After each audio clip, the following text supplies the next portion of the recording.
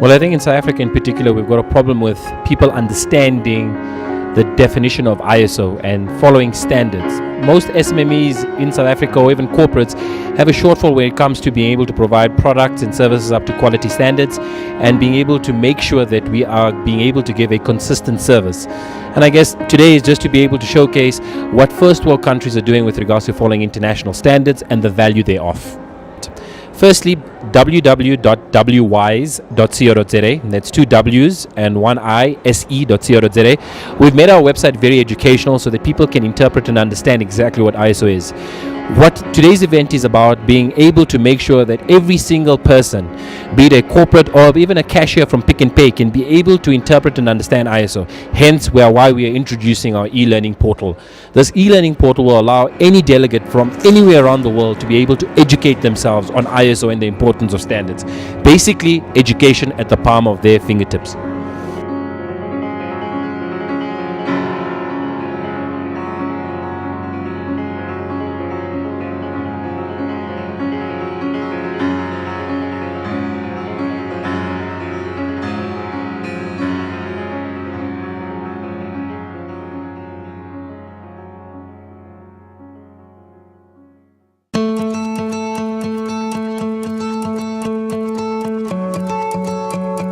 Remember the days of typewriters, dial-up phones and letters in the post?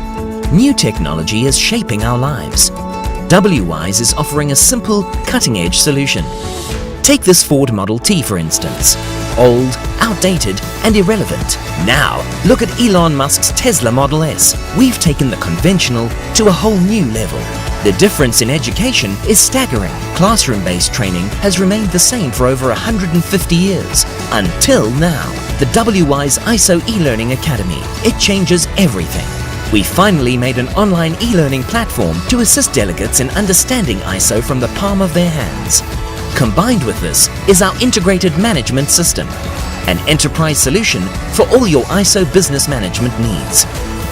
These solutions are cloud-based so that you can get access from anywhere at any time. Change is inevitable. Work smart, not hard. Follow us to find out more. Visit our website to sign up today.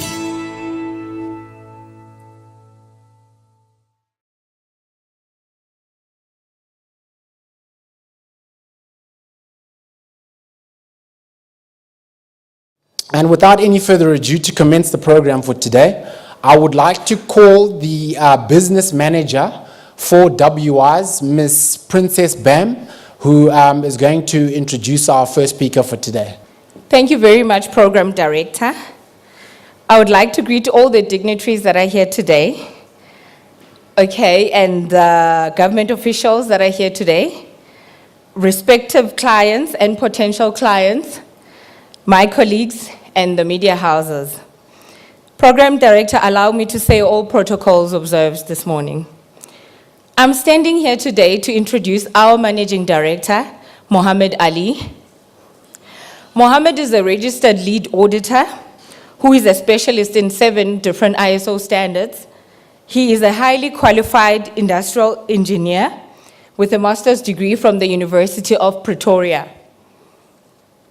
He is also currently registered with the University of Pretoria to complete his doctorate in industrial and systems engineering. The topic that he's dealing with there is the ISO management systems. So you can see he loves this ISO. Mohammed has assisted the SABS with certification audits as well on various standards, with extensive experience in the public sector, telecommunications, automotive, construction, engineering, and various service sectors. He has assisted over 90 clients in the past 11 years since he started being a consultant. He's been a managing director of WWise since its existence of 9 years. Ladies and gentlemen, please welcome our favorite, our mentor, the best boss in the world, Mohammed Ali.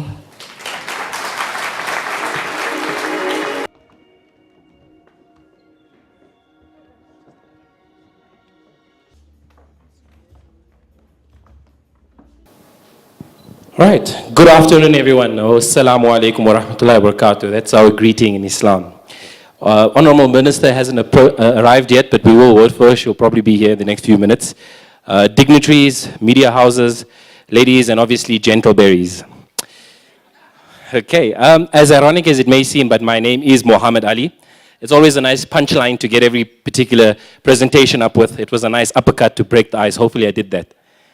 Okay. So the question is, a lot of people have in mind is, why exactly are we here today? So what we've tried to do as WIs, or Worldwide Industrial and Systems Engineers as we know it, is to be able to understand the evolution of ISO using innovative technology. Okay, so before we get started, let's try and understand who exactly is ISO. So ISO, it goes back right up to the 18th century. Actually, if you go back to Lord Kelvin, when he actually tried to be able to see how he could be able to put specifications regarding degrees Celsius and Kelvin into a standardized unit matrix way. That's where it actually, if you go back into time, that's where we get started with regards to standardizations. Following that, we go up to Henry Ford as well, where when creating the first automobile, he actually said, this is something fantastic and unique. We want to try to be able to get more automobiles out of the way. Let's now look at standards across the world. Each and every country had their own national standards. So the British had their own standard, the Americans had their own standard, so did the South Africans. And we just noted by what we call in South Africa as the South African national standards. Now, where does ISO fit in and how does it come into play? So during World War II, or just after World War II, there was an organization called the International Organization for Standardizations. Now, if you're wondering, that stands for iOS, it's not really ISO. So where does that actually come and fit into play? So just give me a little background with regards to ISO.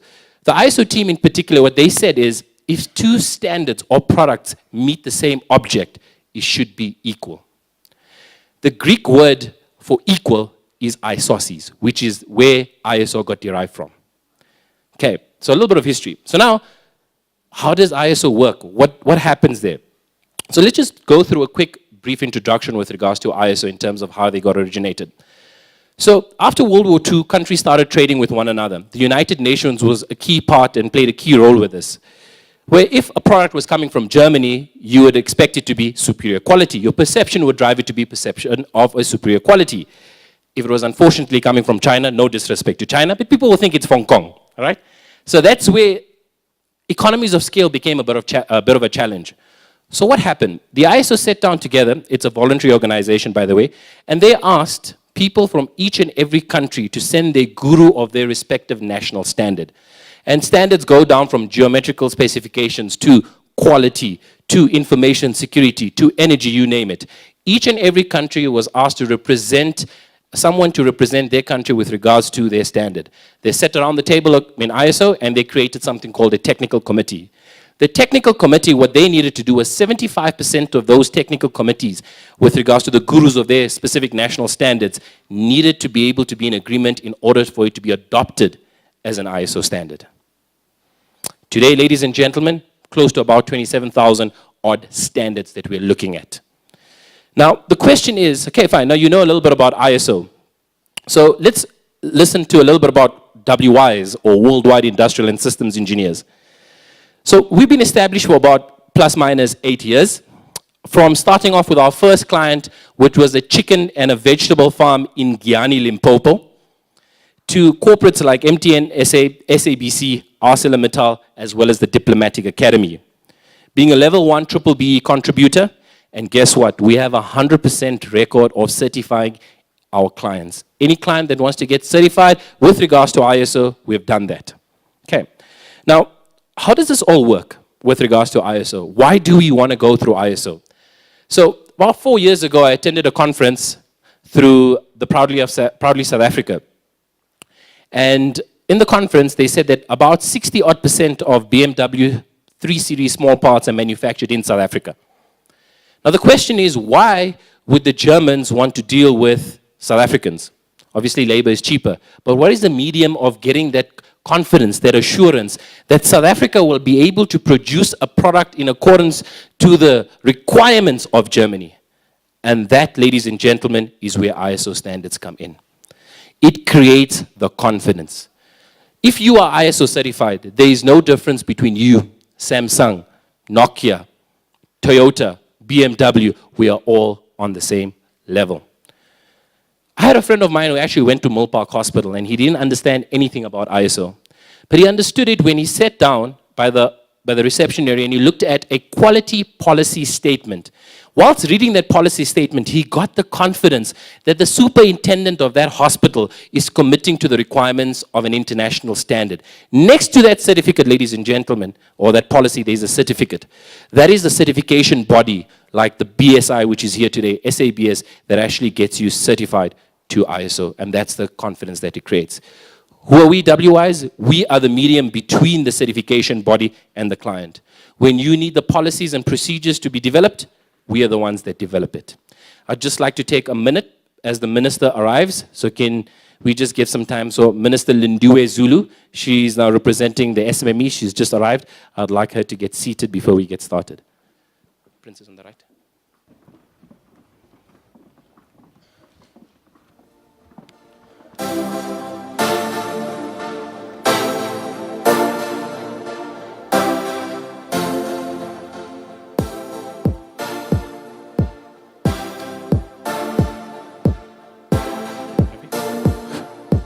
Afternoon, Minister. Thank you so much for coming. Okay, ladies and gentlemen, just to carry on. So just to let you know, we are the consultants that assist organizations with regards to getting certification. So we're not a certification body. We don't issue any certification. We are auditors that assist certification bodies when needed be, but we actually assist companies in getting the right policies, procedures, processes, risk assessments documented. Okay. Now, why are we all here today? And how can we bring these two things together? How can we bring ISO and WIs together? Now, what we've realized over the last 8 years, we've realized constraints. There are 3 constraints we've realized, and I'm going to share those constraints with you. And my presentation is based on those 3 constraints. Constraint number 1 is everybody thinks ISO is a document-extensive particular project. It's all about just having multiple documents, policies, processes, procedures, and then just having it on a shelf and collecting dust. And when the auditors come, we try and clean it up so that the auditors feel that we're following protocols. That's our first little problem that we have, our constraint. With that constraint, another thing comes into play. And that is that if you're already ISO certified, which all of you are probably here, 80% of you, how do you continually improve? Because that is a question all auditors ask, question mark. So that's constraint number 1. I'd like you to keep that at the back of your mind. Constraint number 2 is most of you are CEOs, most of you are SHEC managers and have the knowledge about ISO. But you would like various people in your organization to be educated on ISO. Now the question is, imagine sending a delegate or an employee for 5 days for an ISO course or 10 days for an ISO course just to be able to understand implementation, internal auditing, awareness, or even lead auditing for that matter. That's constraint number, because you don't want to leave them or let them go for 10 days. Constraint number 2. Constraint number 3 is when you're starting off a company with regards to going through ISO certification, you don't have the tools. You don't have the templates. You don't have, for example, the various solutions with regards to assisting you on how to conduct audits, or even just templates on policies, processes, and procedures. Constraint number 3. So what has WIS done, ladies and gentlemen? Constraint number 1. Where we looked at continual improvement and to prevent a document-intensive exercise, we've created a customized solution called the ISO Integrated Management System. It is a mobile and desktop device that is solely customizable to any type and any size of organization. It is not any SAP or Oracle where you have to change your business to suit the particular solution. Nothing like that. It's created in a way of how your business works, and the principles of ISO are covering that particular requirement. And it is a mobile-based solution. So basically what happens is you can actually, from a click of a button from your cell phone, be able to see the control of your organization. We've tried to come up with solution number 1. We'll show you a presentation. Solution number 2, e-learning. What is e-learning? We've tried to be able to create our courses on 7 different ISO standards, which we'll show you shortly, on how you can be able to educate yourself and employees from an awareness, implementation, and an auditing point of view on 7 different ISO standards. And e-learning is basically doing it at the palm of your hands, at the luxury of wherever you are.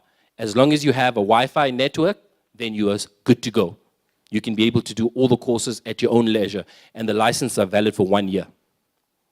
And the third thing is, when I first started this particular organization, thanks to Malembe and Ilya, who actually said, Mohammed, it's all about sharing information, sharing knowledge to the whole of South Africa, or rather the whole of Africa. So what we've done is, all our templates, yes, they've all been certified with different certification bodies. We're sharing them online to everybody. We're giving our templates so that people can be able to assist South Africa get to the level we believe it can. We are way behind in terms of competing with first world countries. So we want to share our information with you so that consultants, companies can be able to do this at their own pace and understand how to get these things done. Okay. Right, ladies and gentlemen. Now, let's go through my short little presentation. The topics that I have, just short topics. I don't want to take too much of your time. I know I'm running out of time. All right. What is an ISO IMS? Why go the ISO IMS route? And obviously, modules of the particular ISO IMS. Sneak peek of the ISO IMS and the process with regards to engaging on it. And I have a short little video on e-learning. So what is an ISO IMS, ladies and gentlemen? It's an integrated management system or customized software solution written on a secure Microsoft.NET platform. And the modules of ISO IMS are linked to at least 10 different ISO. Our e-learning covers 7, but our software solution covers the following 10 ISO standards. Now, the ones that are quite critical for you to understand is information security, as well as energy. Why? Because according to Google, Professor Google, 1 in every 3 persons sitting here in South Africa is going to be a victim of information security. In terms of people sending you emails with regards to phishing emails, how do we prevent that? There's an international standard that guides you on how to prevent that. Another constraint we have in South Africa is with regards to energy. The demand is very high because the population is growing. The supply is much less. How do we cater for that? An international standard that actually identifies your significant energy uses with regards to being able to interpret in your organization what consumes the most amount of energy and controlling it accordingly. There's an international standard to be able to cover this. Now, I did not create the standard. Neither did BSI, neither did TUV or SABS. 163 countries, the best minds around the world, sat around a technical committee and created these standards. Why go the ISO IMS route, ladies and gentlemen? It's a comprehensive suite of modules covering all aspects of ISO and business. It's an affordable enterprise solution for SMEs and large multinational organizations. That's the key thing that I would like to emphasize. It's affordable. What we've done is solutions when you buy them online or when you go, for example, try and get SAP, it comes at an arm and a leg. With us, we will customize it and we'll price it in accordance to what you can afford. It's completely customizable and highly adaptable to readily mold it to any business. It has dedicated hosting for corporates in your own data center if you wanted to. And nice one is fully integrated with your current and future software systems. What does that mean? What happens if you have Pastel? Right? What happens if you currently have SAP, if you're currently running Oracle? Our system can be able to pull data from any of those systems and be able to project it to cover the ISO modules. So that when it comes to an audit, it's just a click of a button and you can be able to determine your control accordingly. What are the modules with regards to ISO IMS that we've got in place? These, ladies and gentlemen, are the following modules that we've got. Document control. This allows you to be able to control your documents with regard to respective version numbers and document numbers, as well as your corporate identity. Non-conformances and corrective actions, how to issue internal non-conformance between departments, getting customer complaints and managing with thorough root cause analysis. Our corrective action covers the 6 Sigma, 5 Whys, and fishbone diagram. When you're talking 6 Sigma, we're looking at define, measure, analyze, improve, and control, and we've got those particular elements embedded in there. We've got risk assessments and preventive action in place, so you can be able to determine how to control your risks accordingly with regards to probability and consequences. Environmental aspects and impacts, we can be able to measure that with that risk assessment aligned to ISO 31000. Hazard identification and risk assessment as well aligned to 31000. Control all your safety incidents and accident investigations linked to pictures, images, videos, you name it. We've got an audit management, not only just for internal audits, first party, second party supply audits, but also third party audits, where we try to assist one of the organizations that actually lost their accreditation with SANAS, and we realized their constraint there was having a solution to be able to manage that. So we've catered for certification bodies as well. So they can be able to do audits, you don't need to wait for your certificate, and you can be able to get your report online at any point in time. Management review, what is management review? So when you conduct a meeting, what happens? Generally, when you have a meeting, nobody knows what they need to do by when. So it links up to your Outlook, so you can be able to get reminders what you need to do, when you need to do it, how you need to get it done. As you click submit, your management review gets updated. Internal communication, if you want to send email blasts to your particular clients, suppliers, the particular functionality does that. You can be also determine client satisfaction, manage supply relationship, and control your training accordingly. These are the typical ISO modules that are covering most of the ISO standards. But we've also got extra modules for you. In South Africa, BE is important. How do you control BEE? We've got a module that, as in the background, you're managing your particular solutions, it also calculates your BE scoring automatically. You can be able to determine human resources in terms of hiring, firing, disciplining, recruiting, and managing performance management. Quality control, looking at P charts, C chart, mu chart, all the charts related to defining what process controls are documented accordingly. We've got marketing and sales to determine how many leads you're getting and how many you're closing. We've got a finance module that can pull from Pastel depending on how you want to report it on it. It controls your assets and calibration of all your measuring tools. You can manage your energy with regards to just having a smart meter and pulling data from the smart meter to identify where your significant energy uses are. We've also got your information security where various penetration testing, vulnerability scanning can be done to identify how strong your firewalls are to be able to prevent any type of phishing element. We've also got a project management tool that can be able to manage any projects. And last but not least, your reporting tool. You can customize your reports the way you like it. Everything here, ladies and gentlemen, is customizable. Right, what are the benefits of this? That's the key thing. It's a full turnkey solution created by ISO lead auditors. So yes, I'm also a lead auditor, but we've also got a lot of other lead auditors assisting in developing this particular solution. So it's quite a few minds around the table. Data can be pulled from any existing legacy systems.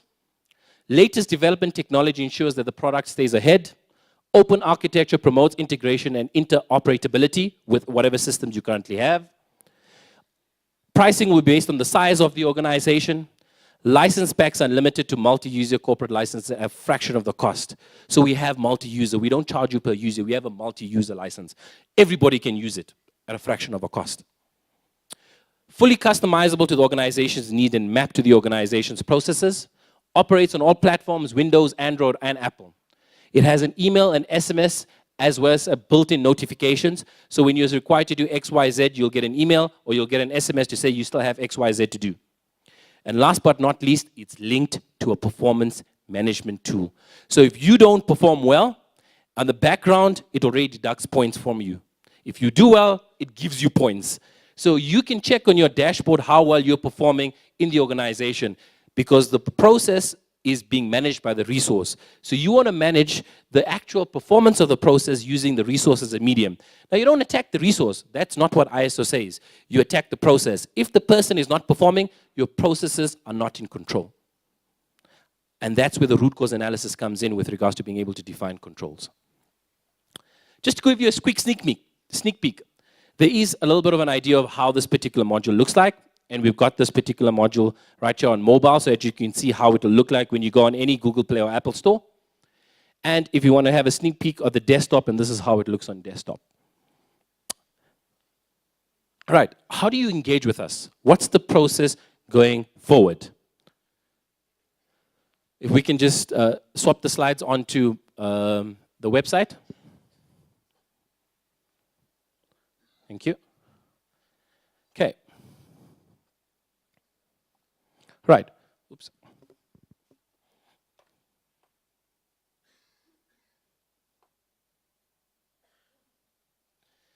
Right, ladies and gentlemen. Now, what happens if you want to engage in this ISO IMS? Look here, we're not trying to sell you anything.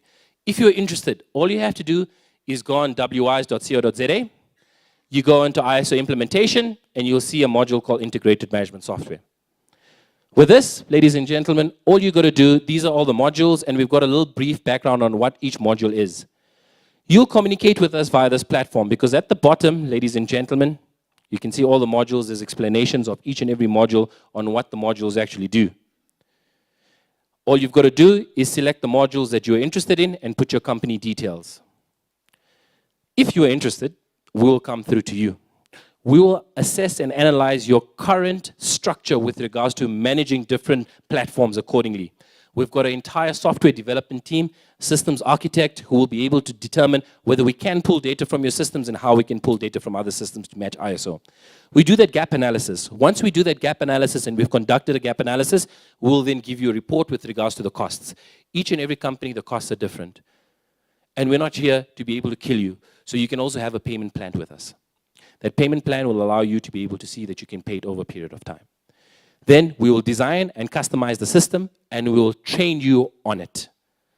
And not only that, what we will do is we'll give you access to e-learning so that you can educate yourselves on that on an ongoing basis. Support, yes, of course we have support. 24/7 support at any point and any time, because we're taking this particular software global. We're actually wanting to take the software to the Middle East within the course of the end of the year.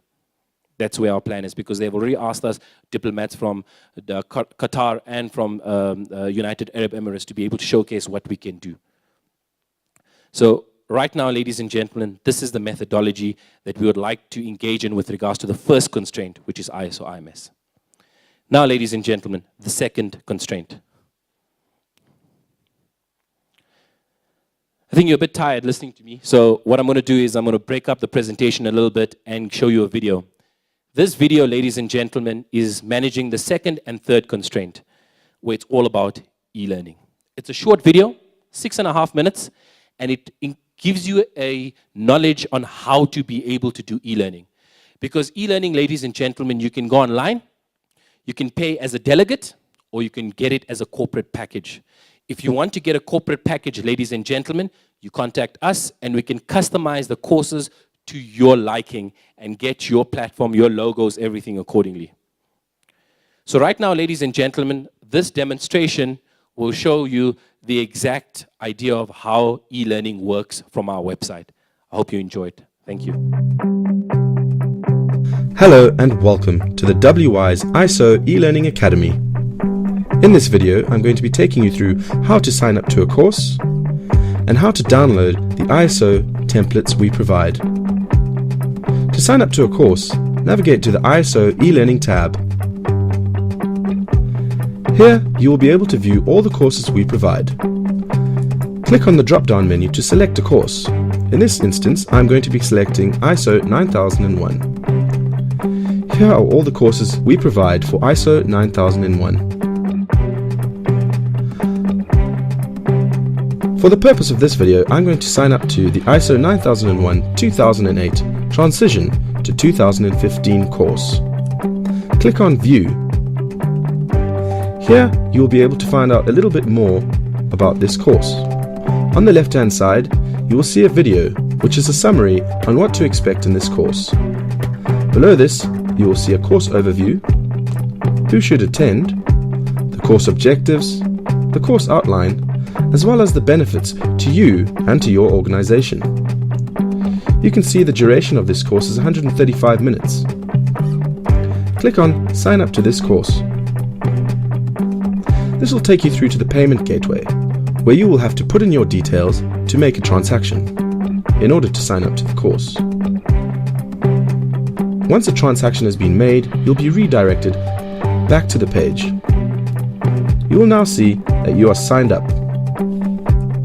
Click on the My Account tab to start studying. Here is your account page.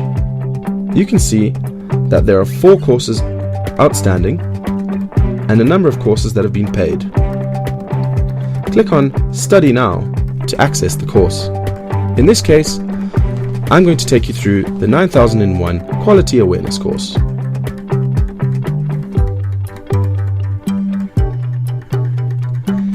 Here is our e-learning platform.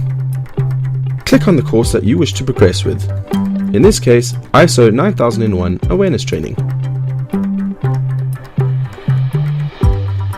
We're now inside the course. On the top right hand side, you will see your activities, objectives, and your attention. This shows you how much you've completed, as well as how much you've learned. On the right hand side, you will see something called Memo Trainer. Memo Trainer helps with retention. You can set up your Memo Trainer by using the Memo Trainer settings. This will allow you to set up how often you'd like reminders about the course on your phone, as well as hints and tips to help you along the way. The app is available on the iStore and the Play Store. Below this, you will see the calendar, where you can plan when to do your courses. You can start messages and open up discussions. Please note, there is a free bonus video, The History of ISO. To start the course, we start at the pre-course assessment. How much do you know? Click on Continue. Here is an example of the types of questions you can expect to see in this course. Click on Back to Overview to go back to the home page. You will see there are a number of content parts in this course. Click on Start to view the content. Here you will see a video player. It works like any other. There is a play and pause button, a volume control, and a timeline below. You can view the content in full screen. Here is an example of what to expect our content to look like.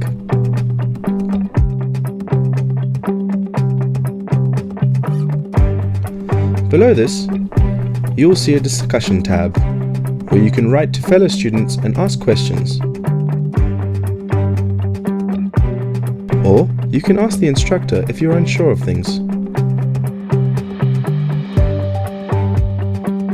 You can also collapse this menu. Click on Continue to view your progress.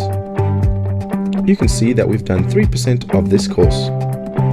Click on Back to Overview to get back to the home page. If you scroll all the way to the bottom, you'll see the post-course assessment. After completing this post-course assessment, you will receive a certificate.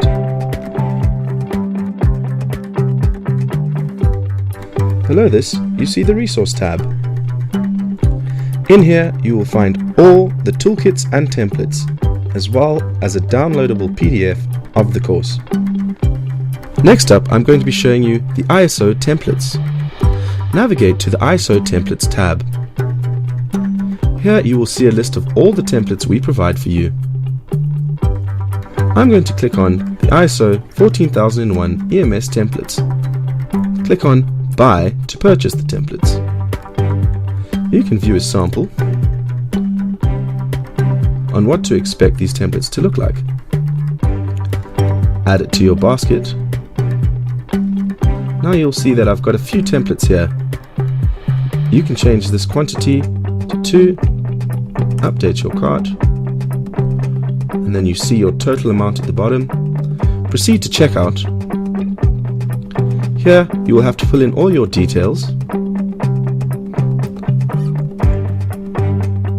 through PayPal or your credit card and proceed. Upon doing this, you will receive the download for your templates. One last thing, when signing up to our short courses, you will note that it's slightly different. I'm going to show you the introduction for retail. You will see that we have enrolled for this course as we've already signed up.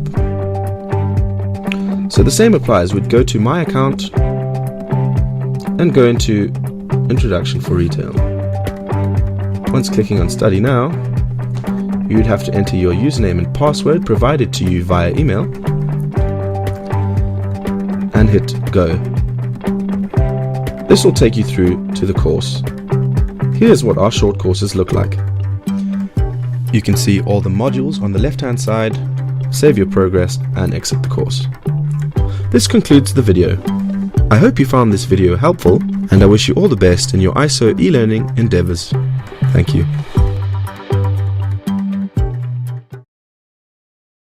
With that being said, thank you very much, ladies and gentlemen. I'll leave it to Abhisha to carry on. Thank you.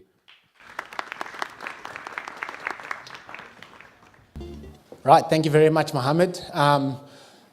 Just to give you some insight, having worked on some of the offerings myself, rest assured, it was quite a journey and quite an experience because I was exposed to a lot that I never thought what was virtually possible to integrate something like that into what Mohammed has just presented, and also the fact that I worked on it should actually mean that it's a pretty darn good product, if I'd say so myself. Next, I'd like to introduce a man who has been inspirational in influencing Mohammed to start WISE. This man has been in the quality circles for more than 15 years. He was the head of department of the South African Quality Institute for 6 years before joining the Small Enterprise Development Agency as the manager of conformity assessment. He has a string of qualifications in quality matters ranging from international bodies such as City and Guilds of London and INWEN training in Germany. He is a member of the TC 176, which is a technical committee on ISO standards, as well as he is a board member on the boards of the Global Jewelry Academy, Mobile Agricultural Skills Development and Training, the Essential Oil Business Incubator, and the Ekurhuleni Jewelry Project. He subscribes to the notion of lifelong learning, and his motto in life is a candle loses nothing but lighting another candle. Ladies and gentlemen, please can I welcome to the stage Mr. Malembe Mtsweni. My humble greetings to our Honorable Minister, friends, colleagues, and fellow quality practitioners, and all protocol observed. It is indeed an honor for me to be here today, this afternoon, witnessing this milestone achievement of WWISE. I met Muhammad Ali in the early 20s, early 2000, in the early 2004, 2005, yes. At least that shows that you are attentive, you are listening.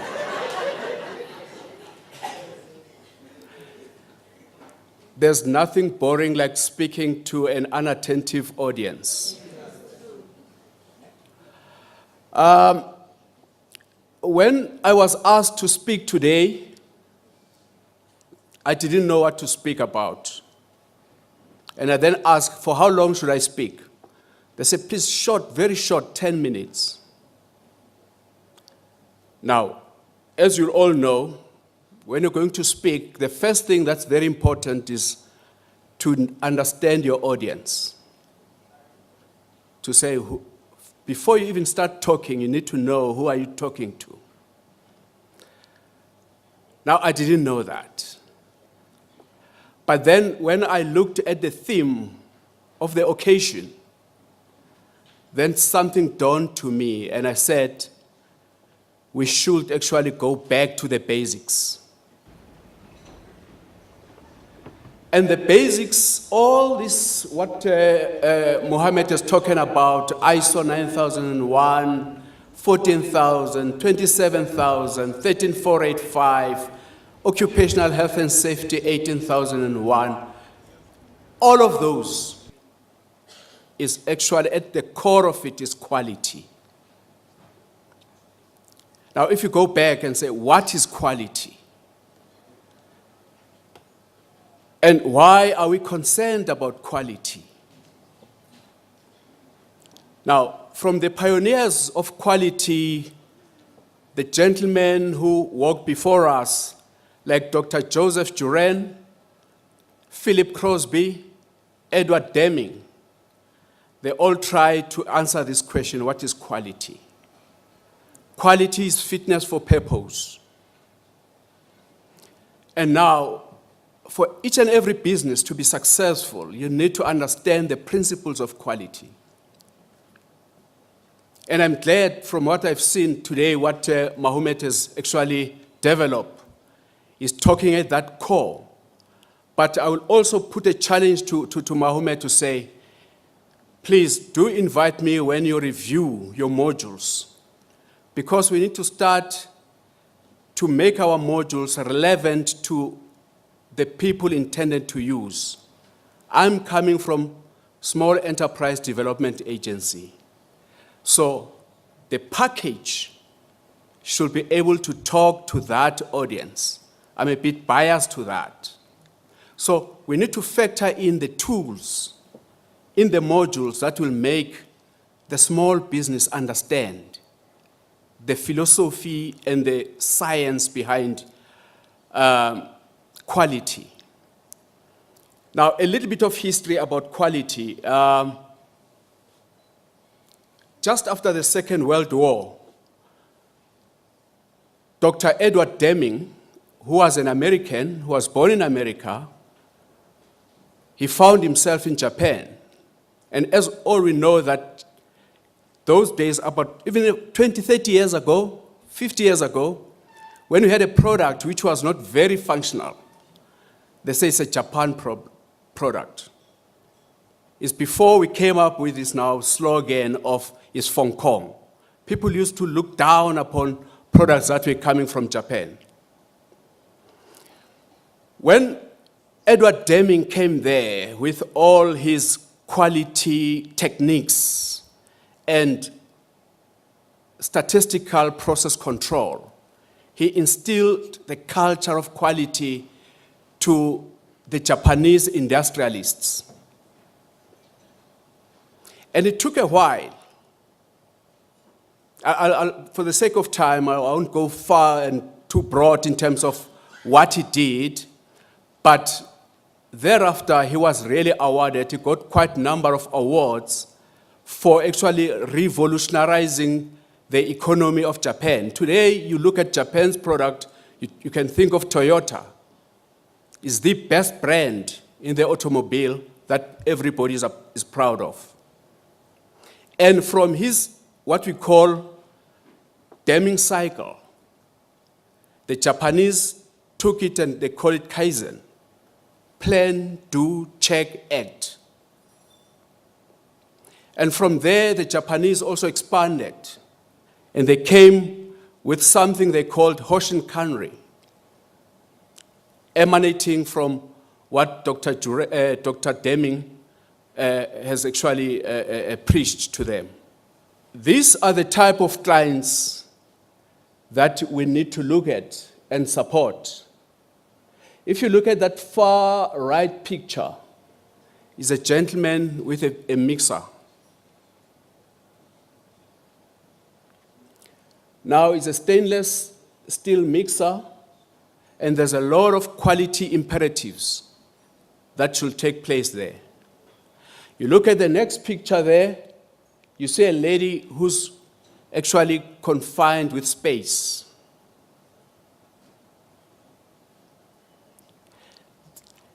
That talks to this quality initiative we're talking about, to say, how do we then apply the same philosophy to create our own story, our own local South African story, using the quality principles.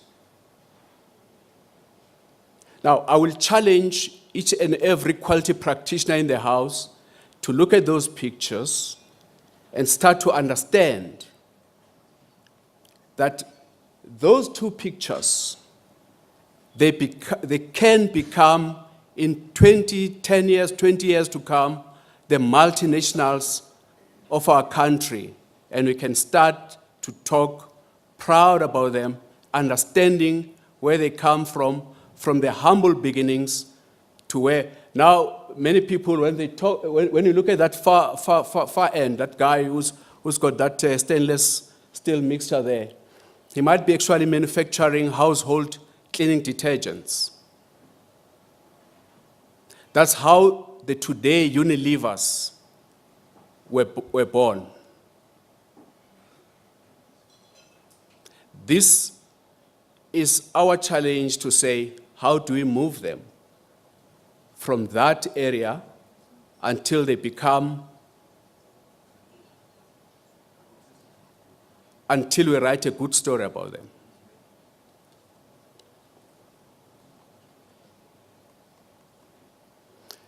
This is what Steve Jobs said.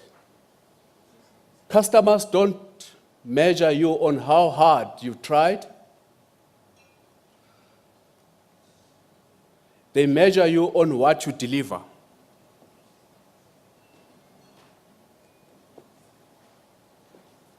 Now,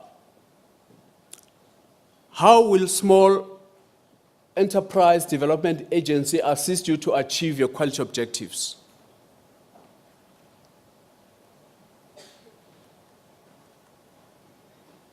These are the 3 pillars.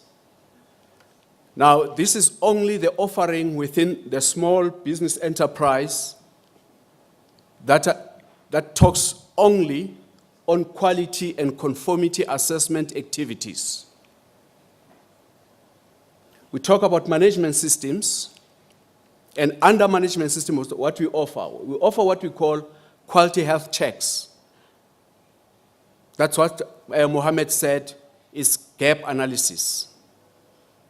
Before you even do anything, you walk into the enterprise, you check what is there, what is not there, what's missing. Then you do the systems development. You develop the system that talks to the operation of the enterprise. Then you do systems auditing. That's a readiness audit for the certification. Then the enterprise goes through certification. But then the enterprise is producing products. Then together with our partner organization, the small South African Bureau of Standards, we actually have a very wide array of laboratories. We access their laboratories and get those products tested. And some of the products will go through product certification. And it's still in that development of the products, there are other products that needs to be developed further. There's a design institute which also assists the small business to actually tweak and refine the product through the design support. That's the type of support that we actually give to our small enterprises.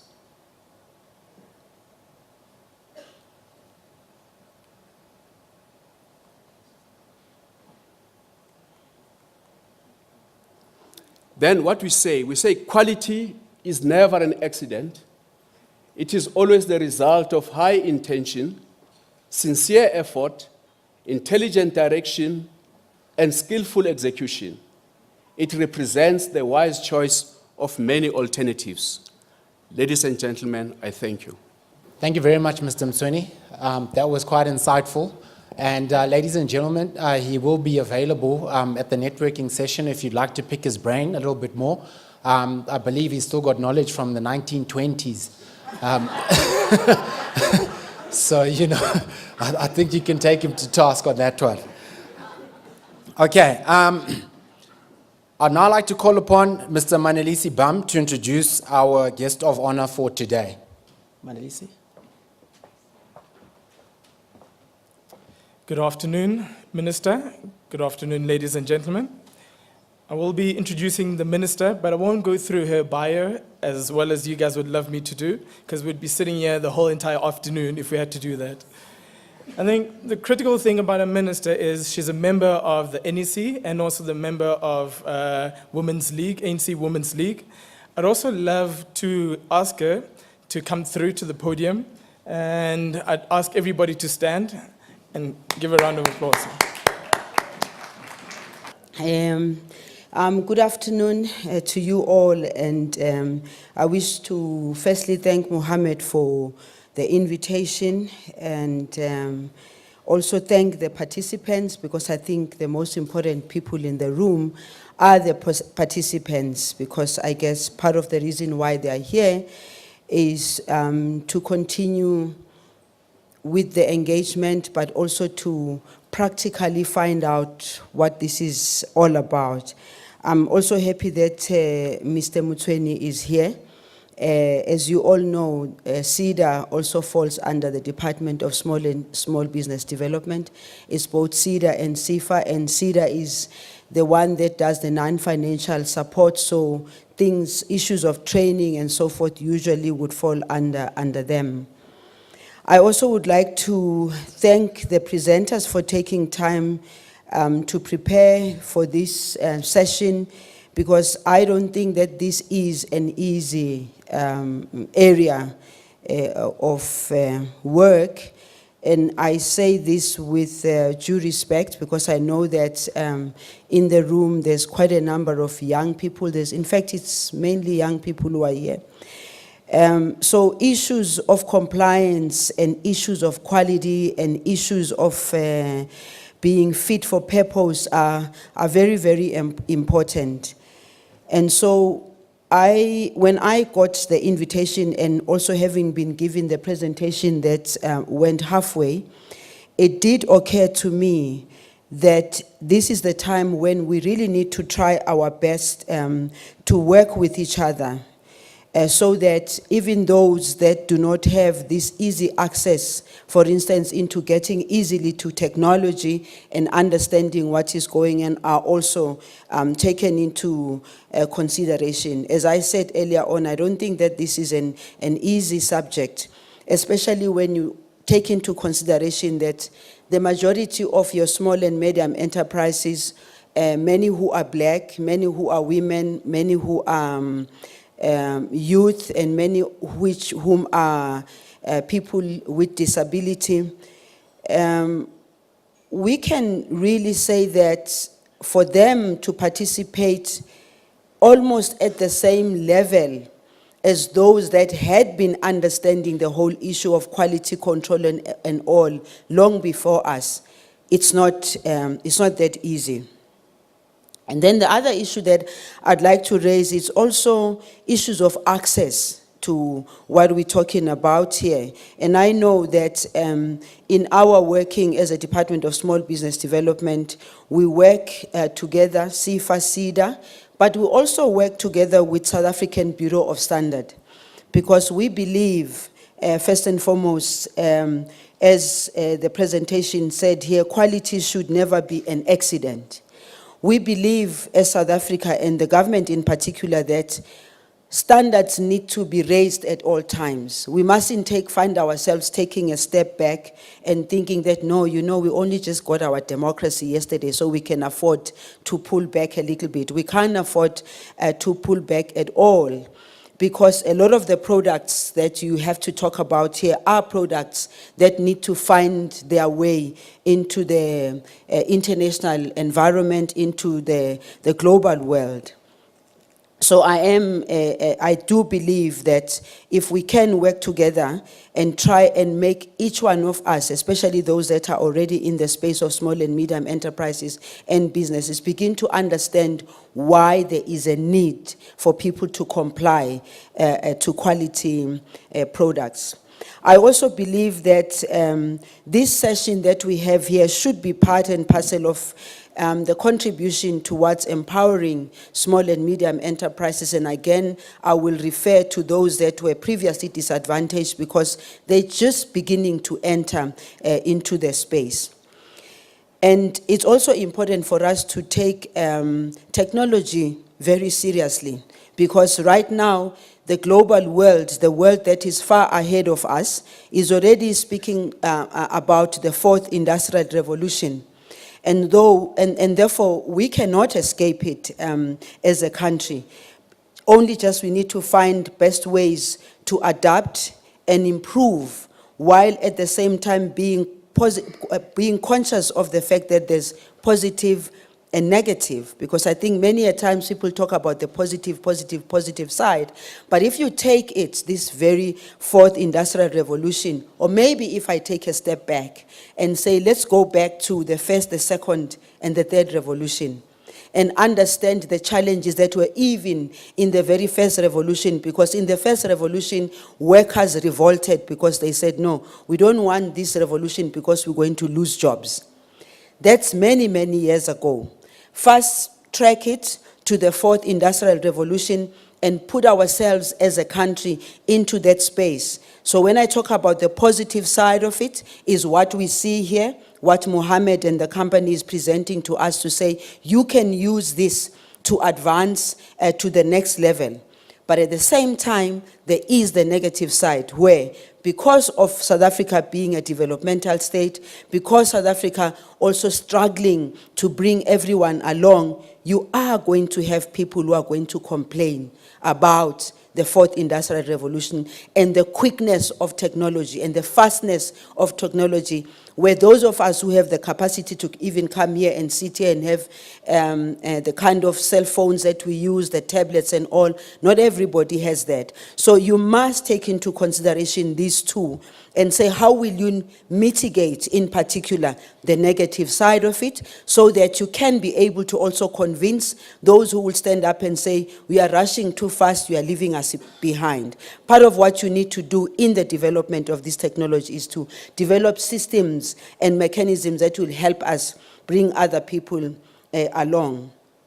It is for this reason that I think that the Department of Small Business Development, I think because CIFA is here, there will be a need for yourselves to really have that conversation, not with me alone as a minister, because I am a minister of Small Business Development, but there is a department that is together with the agencies, both CEDA and CIFA, where you need to go and engage with them so that you can see how far you take the presentations that you are making here. And how do you actually move into real implementation so that the beneficiaries of this should see the benefit of even the session that we are having here today. But also, having said that, there's got to be an understanding of the fact that we are in the cities, we have better access. Ourselves here in Johannesburg and the big cities, we've got better access, we've got even better access to the kind of training that goes on. What I would like to leave with you is to look broader than that. Don't narrow yourself to the people that you can easily access. And easily access is not about your seeing people like that. It's also about the communication itself. I think that the tools that are being used for communication, we must expand it to a situation where somebody who's sitting in Mkanduli, or somebody who's sitting in Tlazache, or somebody who's sitting in those far-flung areas of South Africa are also able to benefit from this. I also would like to say to you, the role of the South African Bureau of Standard is very important here. I thought somebody from the Bureau of Standard was going to speak here. They not? They didn't. Can I please have my phone, because there's something that I need to read. I thought that they would be here. Since they are not here, I think it's important for us, and I'm sure that you can go into their website and look at their website that explains to us the importance of quality, and here they're saying that giving you the quality edge. In the past few years, significant changes in global trade trade flow have enhanced the role of quality and standards in economic development. If you miss this, being your SMMEs of the present and the future, you'll just not get to where you want to get to. These global trade flows have resulted in subdued demand for South African exports to traditional trading partners, including European Union, United States of America, etc. And this is a problem. So this that we're doing here is important because it means the global world is looking for quality products. This creates the opportunity for South Africa to shift its focus to emerging, This creates the opportunity for South Africa to shift its focus to emerging economies while maintaining its drive towards improving trade within the African continent. This is achieved by developing relevant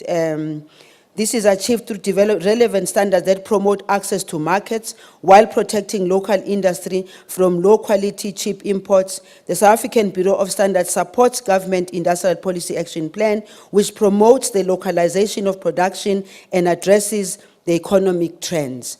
I'm reading this because it would have been good if the Bureau of Standards, in fact, you mustn't miss them really, because in all this you need to really have a very strong partnership with them.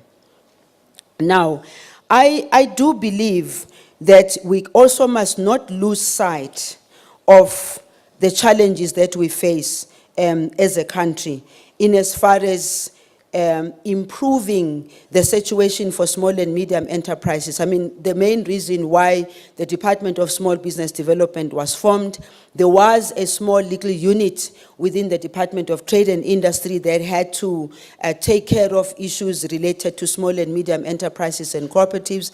But there was a strong feeling that that small unit was not really giving enough attention to the issues of small and medium enterprises, because it also became very clear to the government of the African National Congress that in many countries, both in Africa and the world, the role of small and medium enterprises in economic development is very big. And therefore, the importance of us having a special department that would be able to take care of, firstly, creating a conducive environment for small and medium enterprises. Secondly, ensuring that small and medium enterprises, through legislation, through regulation, we create that environment for them so that they can be able to do their businesses. But what I think is also mostly important is about what is it that we are doing as government to really assist small and medium enterprises to grow from almost zero, entry level, middle level, and those that are at the top who, if their businesses grow, can even break into bigger businesses. So it is that reason that the department was formed, and I'm not going to go into all what the department is about because I've got a very short time, but safe to say to yourselves that as a department, we are very much dependent and reliant on partnerships that we would have, for instance, with yourself, if ultimately your discussions with the department would get into a partnership. We are reliant very much on partnerships which we have so that the packaging of the support that we give to SMMEs is not in isolation, it's not people working in their little corners and silos, but it is about how can we, firstly as government, then as those that are in the private sector, how can we package the support that we give to small and medium enterprises so that many of them who struggle, particularly with access to financing, which is one of the biggest problems, how do we then package the support in such a way that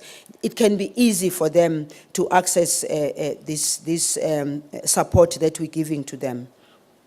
As a department, we did a review of the programs that were under the Department of Trade and Industry because we wanted to develop interventions that speak to the felt needs of small and medium enterprises. So the programs that we have at the moment are programs which we reviewed. Some we upscaled, some we got rid of completely, so that, you know, the ones that we have must have a better impact.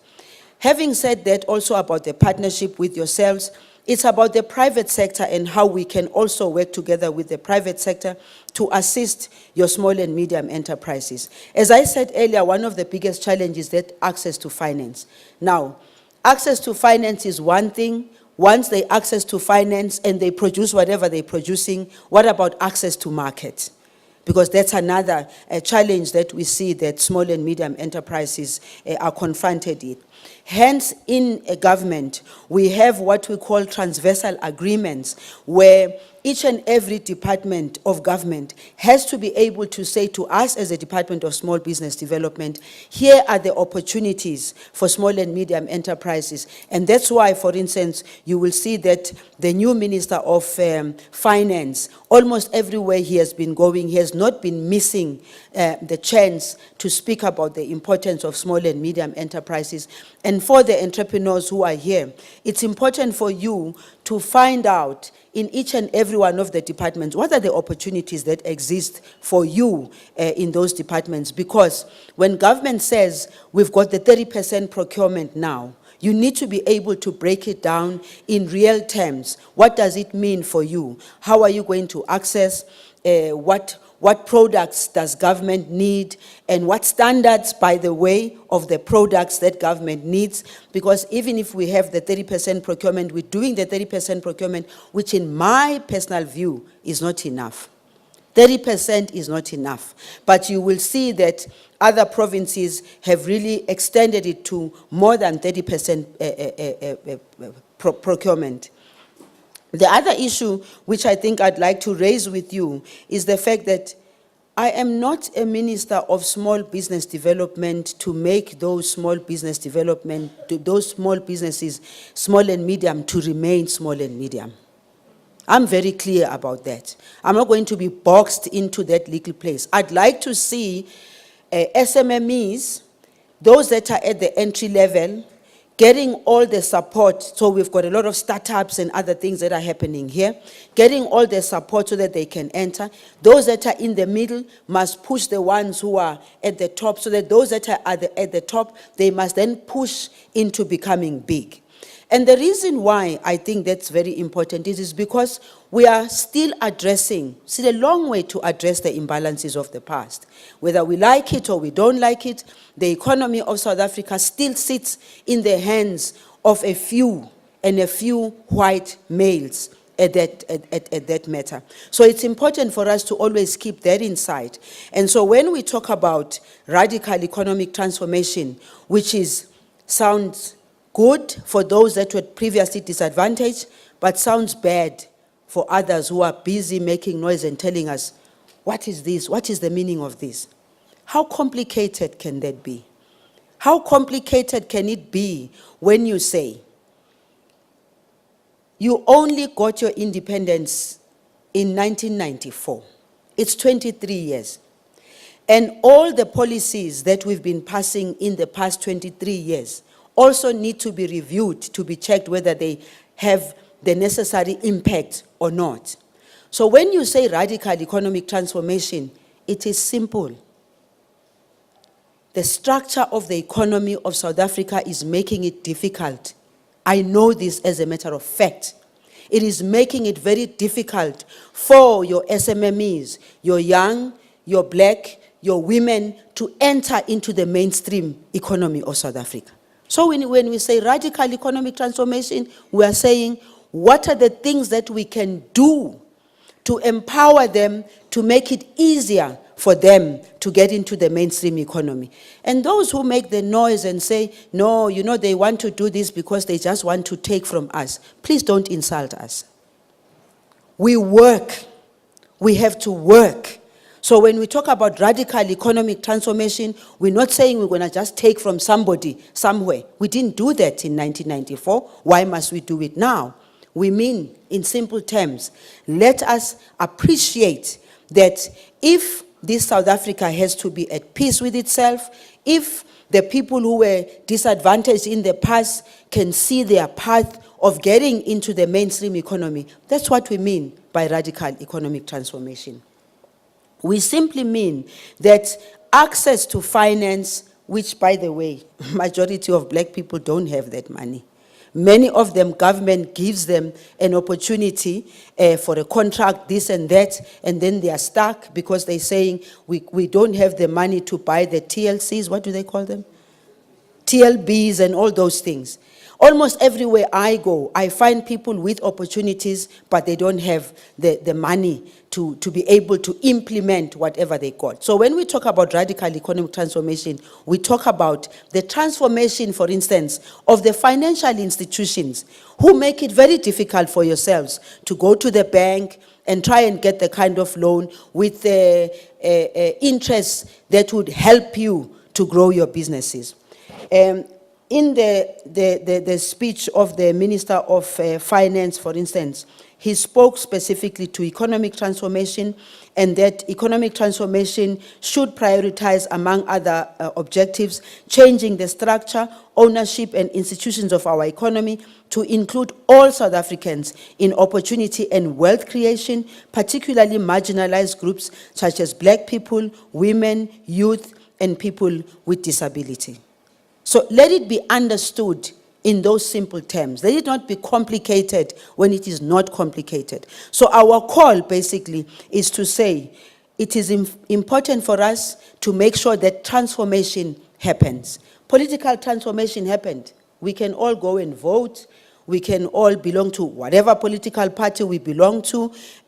We need to consolidate that part of the politics to be strong so that it doesn't change and we have politics that begin to stop us from really progressing on the one hand. But on the other hand, we've got the issue of the economy. The economy was almost left intact. It is not sustainable. The economy must now be seen to be opening itself up to those that did not have the opportunity to participate in this economy. As I close, I just want to leave you with one thing that really, really worries me. As I said earlier, I'm not a minister of small business development and only black. I'm not. I am a minister of small business development of South Africa for all citizens of South Africa. Anybody who is interested in being assisted, you can knock on our doors. But what I find a little bit strange is the fact that I don't get white communities coming to me and saying, I'm running my business, I've got this problem and that problem. And I'm asking myself the question, why? Is it that that's not happening because they are fine where they are? And I don't think they are fine. I doubt that they are all fine because believe me, even in the apartheid time, there were wealthy whites, extremely wealthy. And there were those who were struggling on a day-to-day basis. So I'm saying to myself, something in the narrative of this economic development and empowerment, there's something that is missing. It's either in our speeches, we are making them feel uncomfortable about coming and asking, or they actually are fine. If they are fine, I'm then saying to myself, I need to go to them and ask them, how did you become fine? Because if then they are fine and they became fine, it means there are certain things that we can learn from that help them to become fine. That's how I'm closing my speech. Thank you.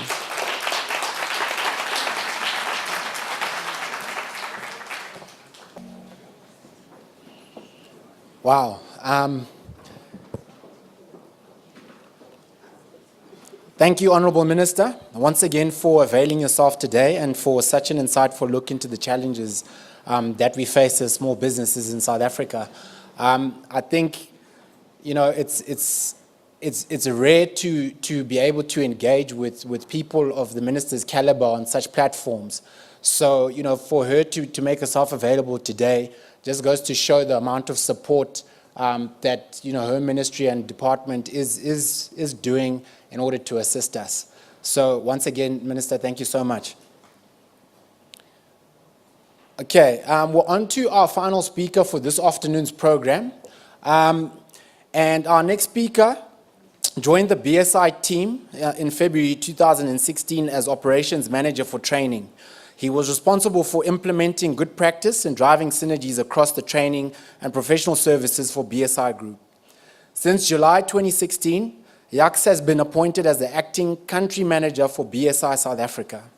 Yaks has over 22 years' experience in the implementation, training and assessment of health, safety, environmental, food hygiene, quality, and more recently, energy management systems. Yaks worked for 10 years with the South Africa Bureau of Standards, SABS, as a quality food safety laboratory accreditation, environmental, health and safety management system auditor. I think, you know, there are so many areas that Yaks has operated in there, as you can see. Honourable Minister, ladies and gentlemen, please join me in welcoming to the stage Mr. Yaks van Rooyen. Honourable Minister, ladies and gentlemen, I'm honestly going to be only 10 minutes. I've been asked to keep it short. I will. The topic I've been giving is the benefit of management systems as well as certification. Please allow me to just introduce BSI to you. Who is BSI? We're the most experienced standards organization and certification body in the world. We've been established in 1901 as the British Standards Institute. So, well experienced, we trusted, we are a Royal Charter organization, we're not profit driven. Any profit that we do make, we will invest back into BSI. We're specialists in terms of standards creation, training, certification, etc. Most of the management system standards were originally first developed in-house by BSI and then adapted worldwide. We are thought leaders. One of the top standards was created by BSI, the precursor to ISO 9000, BS 5750, 7750 for 14,000, etc. And there's over 1.6 million organizations in the world that use these standards as best practice. We're truly a global brand. We have more than 80,000 clients worldwide. We operate in 182 countries in the world. We have 76 offices worldwide. We've only been in South Africa for just over 2 years now. In the next 3 years, we will open up offices in Ghana, Kenya, Zambia, and from there, the rest of Africa. 51% of the Fortune 500 companies are BSI clients. 75% of FTSE companies are BSI clients, and 68% of organizations on the Nikkei index. Our people, we have a strong network, 10,000 experts supported by 350 knowledge specialists, globally available standards, training, etc. We industry specialized, and our assessors are constantly trained on the new standards, and we, even in South Africa, we have a group of 30 tutors, about 20 tutors, and a group of about 30 external assessors that we use, that we calibrate on a quarterly basis. Our tutors are skilled, and we are valued and appreciated by our clients. Lastly, in terms of BSI, our vision is to be the global business improvement partner of choice. Our belief is that we will assist organizations to embed habits of excellence. Our values, integrity, inclusivity, continual improvement. And we feel that the benefits of that is to make an organization resilient. Now,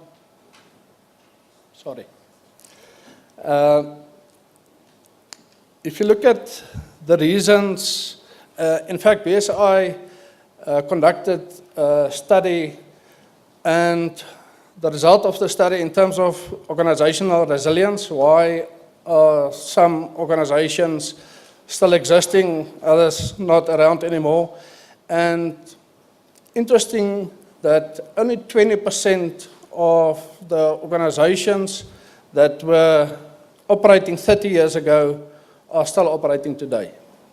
And then we start to ask ourselves the question, why? How can we assist organizations to become more resilient?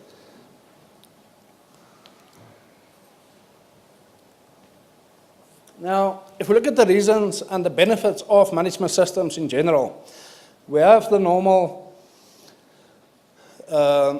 benefits, and I think Mohammed also touched on a couple of them in terms of risk mitigation and prevention.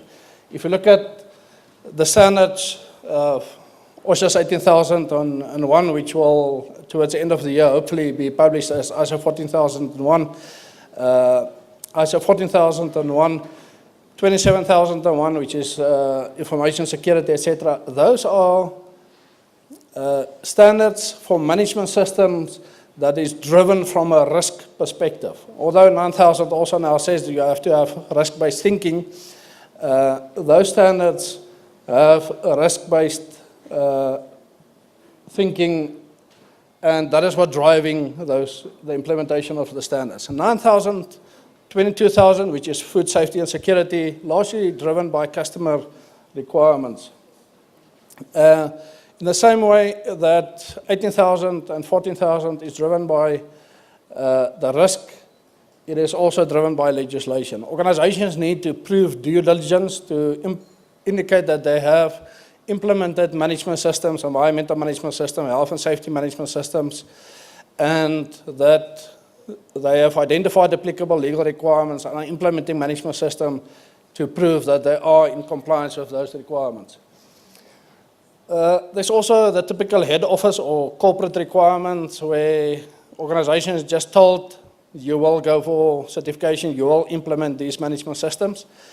And it's also about the image of the organization and the reputation of the brand.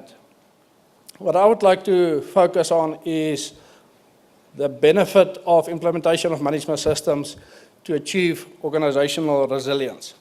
Now, what does organizational resilience mean? It means that the organization should anticipate, prepare, respond, and adapt to incremental changes and also to sudden disruptions so that they can survive and prosper. And part of the study also indicated there were basically 4 drivers in terms of organizational resilience. And those are, and they talk about the tension quadrant. Those 4 drivers are consistency, in other words, doing the right thing, right time, every time. Progressive, make good things happen. Flexibility, the ability to adapt. And then defensive, stop bad things from happening. So this is at the basis of organizational resilience. And there's 4 ways of thinking about that. In the first, there's performance optimization. Performance optimization through continual improvement, process optimization, improvement of competencies and your technical abilities to serve customers and markets. And this performance optimization touch on consistency as well as being progressive. The next way of thinking is adaptive innovation, where you look at new markets, new technology, and forward thinking. And that relates to the progressive pillar and also to the ability to be flexible. Mindful action, experience, expertise, teamwork, your existing knowledge in the organization to identify and anticipate threats. And that is part of the defensive and the flexibility pillars of organizational resilience. And lastly, preventive control, which is typically your risk assessment, risk management, putting up physical barriers, implementation of system backups, etc. And those that touch on the consistency and the defensive part. So if we look at that, and just a step further and closer to the standards in terms of organizational resilience, there are standards in place, and BSI has developed with ISO standards for governing the business, running your business, valuing your people, protecting brand reputation, ensuring supply chain continuity, minimizing risk, mitigating social risk, if you look at your ISO 26000, addressing customer needs, safeguarding people, enabling trust, reputation, protecting infrastructure, ensuring regulatory compliance, and managing and securing information. So, you can rightly ask the question, okay, Jacques, we understand now this concept of organizational resilience, but what has that got to do with management systems?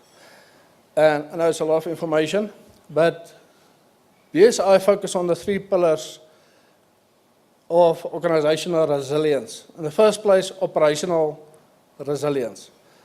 And those are typically your ISO 9000 and associated technical specifications, for example, aerospace, TS, etc.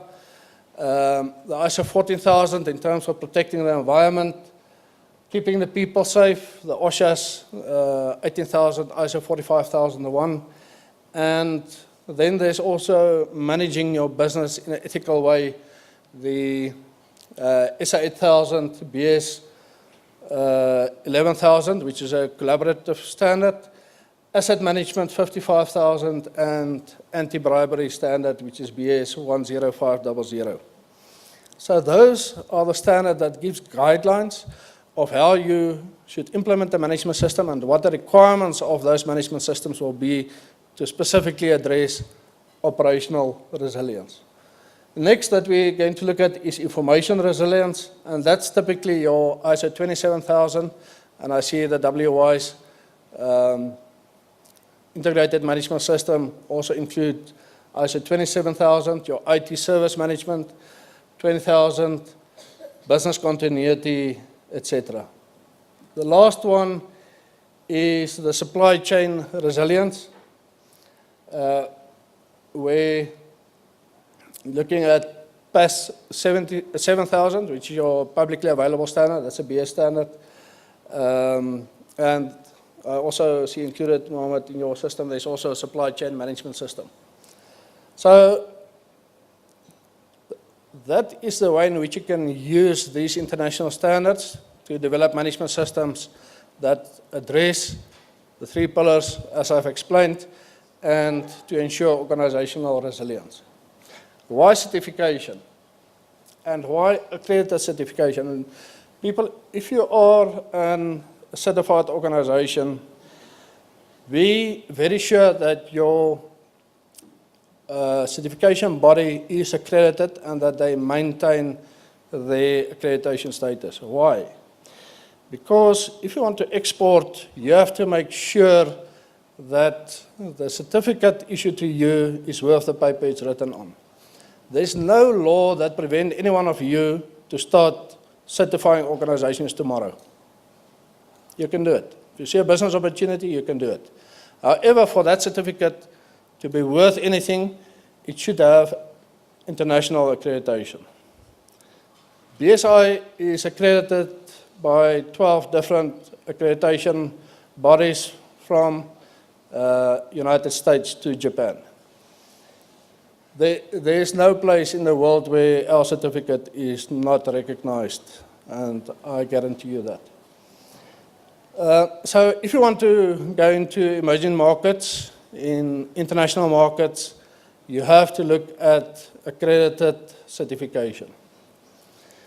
If you are supplied to a larger organization that has a prerequisite that you have to have a certified management system, 9, 14, whatever, then if they have any knowledge of certification, they will also require you to have an accredited certification or certificate. Be careful of fly-by-nights and people that bring the certification and distribute by having and issuing unaccredited certifications. What's the difference between accreditation and certification? Organizations such as ourselves, BSI, are accredited to issue certification. Certification, by giving you a certificate, we are telling, in simple layman's terms, we are telling your clients, the rest of the world, that your management system complies to certain criteria. Accreditation is more about underwriting the effectiveness of a process. What is the certification process? Now, typically, identify a certification body, identify the need to implement the management system, go through a training process, do the implementation. You can either do it yourself, get an organization such as WI's to assist you with that implementation. There's a verification step where the BSI or your certification body will come in and do audits. We can do a gap audit, then we do a stage 1 audit where we verify whether the documented part of your management system complies to the requirement of the specific standard. If I say the documented part, I'm not talking about necessarily paper in whatever way suits you, and it's something that we continuously educate our auditors about is do not go into organization with preconceived ideas how system should look. Seek compliance. And in terms of what the Honourable Minister said, SMMEs, we have a couple of SMMEs organizations as our clients certified by BSI. We do not audit and expect their management system to have the same detail and complexity, etc., as the Sasol's of this world, etc. Then we will certify you, if you will allow me some marketing, Mohammed. If you want to come over to the BSI, we will take, and you have an accredited certificate, we will take over your certificate free of charge and continue with the certification process. In other words, you will continue in the same place as you are in your audit cycle. And then there's the confirmation, which is the annual surveillance audits that we will continue with your audit cycle. A certificate is typically valid for 3 years, and after 3 years, there is a reassessment process. Was that 10 minutes? Okay, so in short, that is my story. I will be up there after this. That is information. Thank you for your attention. Thank you, Jacques, for your presentation. Very, very interesting stuff you have there. And Jacques will be available upstairs, ladies and gentlemen, for the networking session. Please don't forget, hashtag ISO. What was it, ISO?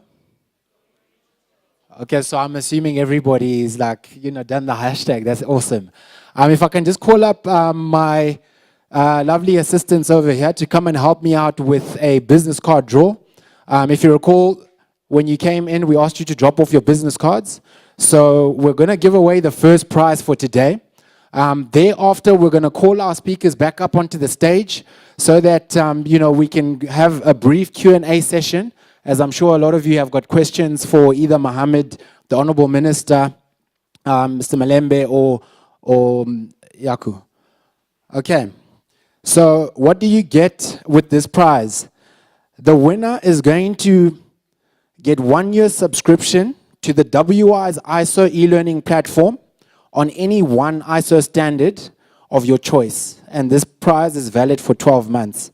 I believe the value of this prize is one where you need to consult your bank manager when you need to sign that check. So let's see who it is.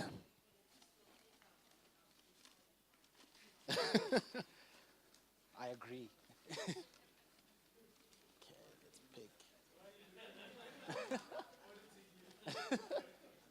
Okay.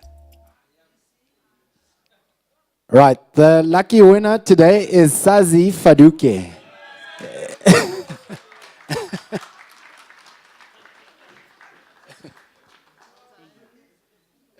Thank you. Can you just take a picture? Can you take a picture? Okay. Yeah, sure.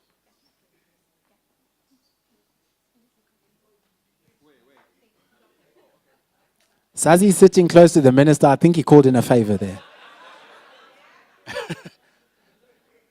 Thank you very much. Well done. All right. If I can ask, ladies and gentlemen, as I said, we're going to call up our guests to come up and sit on the stage. And we're going to just fire off a couple of questions and, get some of your feedback in terms of what you've learned from, their presentations today, as well as, hopefully they can give us those 1 or 2 lost gems, before we head upstairs and do the networking session. So if I can ask, firstly, Honourable Minister, if you'd like to come up.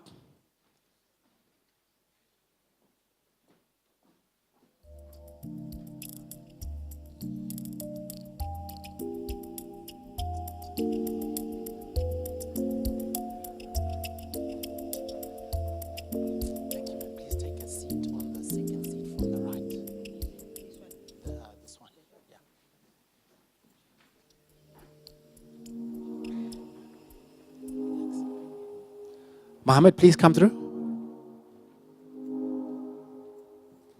Yaks, if you'd like to make your way up, please.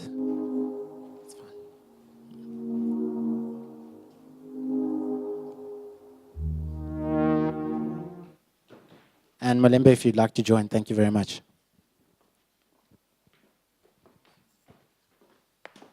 Okay, these are all on.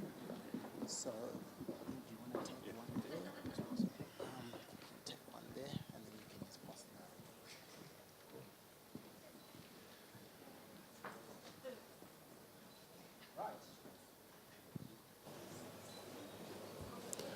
Okay, so almost the moment you've been waiting for. I think, you know, it's an open forum, open platform for all of you to be able to engage the panel. And yeah, please feel free to ask, you know, whatever's been burning, a burning issue for you in the last couple of days, weeks, months, years. And let's see if we can get some answers. So I'm going to open it up to the floor. Anybody would like to volunteer a question? Yes, sir. We'll just get a mic to you there. Mine is an easy question. My name is Mulema Mokoro. I just wanted to ask Mohammed about this ISO going digital. Is it the first in the market, or is there somebody else doing the same thing? That's a good question. With regards to the ISO IMS, the Integrated Management System, we're actually not the only company that are doing this. There are other companies that are doing it, but the difference between us and them is that they charge per user, per license. We have multi-user licenses. And theirs generally cater mostly for large corporations because the user licenses are in excess of R1 million. Well, ours actually cater for small to medium businesses as well as large businesses. That's the constraint with regards to continual improvement in the ISO IMS. With regards to the e-learning, there are a lot of other companies that are doing e-learning, SGS, BSI, there's a lot of companies that do provide e-learning. What is different to us to everyone else? Our e-learning platform is actually made vibrant with regards to animation. So the content that we've created to explain what 9000 or what quality is or what information security is, or just the difference between correction, corrective action, and preventive action, we used layman terms with animation to make it vibrant.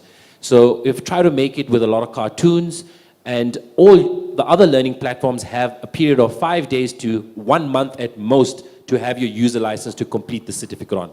With ours, we have 12 months, which you have the time to be able to complete your certificate on. And it's not only just desktop friendly, but it's also mobile friendly. Hope I answered your question. Thank you, Mohammed. We've got another question in the front. Hi, Philip de Kock from Ardent Clouds. As an SME myself, what is the best way to approach the government and CEDA in terms of actually getting assistance in terms of moving from SME to a multinational or the likes?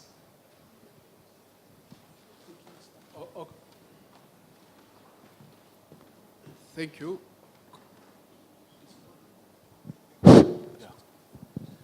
Thank you for that question. The process is simple. You just contact us, you tell us what your needs are. If it's implementation of the systems, we'll assist you with that.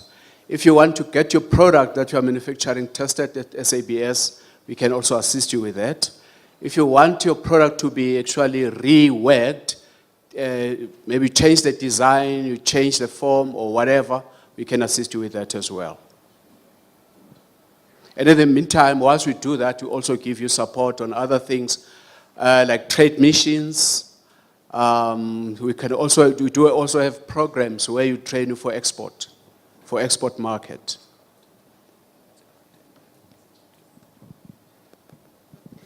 I also think I'll give you my card if I still have one, just so that we are very practical about it. But otherwise, you can always go on to the website of the department, both CEDA, CIFA, and because I mean the entry that he needs is I guess in a variety of areas. If you want the Department of Small Business Development to assist you, depending on what is it that you actually need. If you approach us, we are then able to say to you, no, this one, go to CEDA, go to CIFA, go to NEF, go to whoever. One of the things, obviously, I'd like to say is that I'm aware of the frustrations that many SMMEs encounter when it comes to getting in touch with us and the turnaround time for us assisting you. My view is that it's just too long. And sometimes we've got call centers and people hold on forever on those call centers. Those are some of the things that I personally think we need to do as much as we can, using technology in particular, to try and improve there. But otherwise, you can approach our department or any other department that you might think will be able to assist you, depending on what business you're doing. Thank you.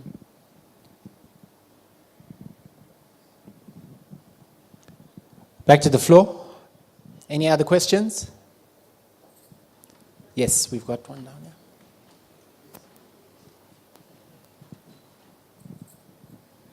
Hi there, my name is Lamise Inglis from Ikasi Media, and I just have a question for Mr. Ali. With regards to your e-learning platform, specifically your reporting, does your platform allow the formatting of the reports to be generated in such a way that it's acceptable, like by places like the CETAs and that kind of thing? Good question. Just to answer, there's two parts of the question, the dashboard and the accreditation, so I'll go through both. Any delegate right here can actually go online. Actually, we will redeem ourselves. There was a little bit of a technical glitch with regards to showcasing the video. So just before the vote of thanks, they've agreed to be able to show the video so you can actually see it. But there's two sides of the e-learning. The one is any delegate sitting right here can go on the website, register online, and do the courses themselves. That's just any Tom, Dick, or Tandy, for that matter, right? But let's now look at it from a corporate point of view. If you want to have maybe about 50 delegates go through the course, then what we do is we customize the courses to your liking and give you licenses. And we actually give you a 15% discount if you're going on a corporate package. And what happens is you can track from a dashboard point of view in terms of how many people in your organization have attended what course and the status of it. And with regards to accreditation, we've been recognized with the South African Quality Institute. We've been accredited with FPNM CETA. And right now we are undergoing the services CETA for the particular courses that from the ISO perspective. With regards to the health and safety courses, there's a lot of health and safety courses we've got in there. And that we've partnered with a UK company that is accredited with the UK board in terms of providing health and safety courses. And when you get your certificate, they will all be with the accreditation logos, just to answer your question. However, we are still talking with the South African Qualifications Authority and different other accreditation bodies so that when we go internationally to the Middle East or to the US or Europe, we have that basis covered. But right now, we've got 4 accreditations on each of those certifications. Thank you. Thank you, Mohammed. Back to the floor. Yes, sir.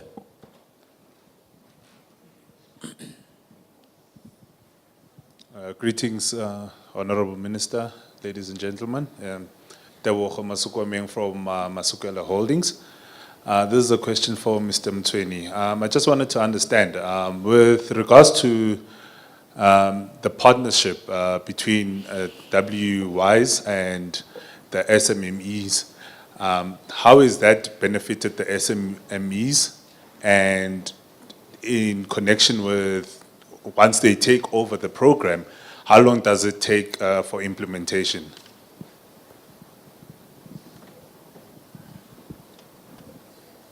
The partnership that exists between SEDA and WISE, there's no formal partnership. WISE is just a service provider to SEDA, one of the many service providers. So you apply to SEDA, SEDA approves your application, then appoints a service provider to assist you with that intervention you are seeking. So in terms of how long, it depends what type of intervention you are looking for. If it's only one system, let's say ISO 9001, it takes anything up to 3 to 4 months, depending also on your schedule and the schedule of the service provider. That's just before certification. And after that, the certification is another period. Thank you. Yes, ma'am. Hi, my name is Nicole. I'm from Sherino Printers. I'd just like to know if the application is meant to replace the quality practitioner already employed by the company, whereby it will be doing everything it's meant to do that the quality practitioner is doing up until the point of certification? That's a great question, Mohammed. I think you can take this. Okay, it's a good question, Nicole. With regards to the ISO IMS, the resource is the medium to the process, you know, and with regards to non-conformities, I think we need to be quite clear, is that when non-conformities are issued by BSI, being an external certification body, or internally, they are not personal. They're all kept impersonal. Now, to be able to understand that is that the reason why there's a non-conformity in place because there's a process deficiency. So what we've done is we've created these modules to be customized to your liking. However, for it to be able to be effective enough in terms of managing document control, managing quality control, risk assessments, the resource needs to engage with that particular system in order for it to justify conformity to the relevant standard, which the auditors will be able to review and verify. It only makes it more efficient with regards to managing the documentation side of the quality practitioner. That's what the ISO IMS is. And also, it's linked to your mobile phone with SMSs. So instead of being able, maybe you're away on a certain, you have different branches and you can't attend to something, your mobile device will be able to allow you to assign certain responsibilities to certain people to do the relevant actions accordingly. So the resource is still a key part as a quality practitioner. We're not replacing them. We're just trying to give them a tool to make it more efficient. Thanks, Mohammed. We've got another question in the back. Thank you. My name is Abel from Prion Group. Thank you, Mohammed, for this session. I have a question for you and perhaps to the Minister. One is that this application you're talking about is quite interesting. And my question is, do you have a trial for this? Is it somewhere on a, excuse me, somewhere on your website where one can download and work and see if one can use that? And another question for the Minister, well, which is another thanks to Mohammed that he made the Minister available to us today, is that, Minister, what is actually the turnaround when we want to talk to you? I mean, as a business person, we've been sending you emails and trying to get to you. We can't get to you. Is there a way maybe that we can get to you, particularly to the business issues that we have, the frustrations that we have? Yeah, that's basically that. Okay. To answer your first question with regards to the demo and trial, right? There's actually been 2 of our corporate clients that have asked us to implement the system right now as it speaks, you know. Partnership Information Management System, which is now known as Measure and Evaluation, which is part of USAID, right?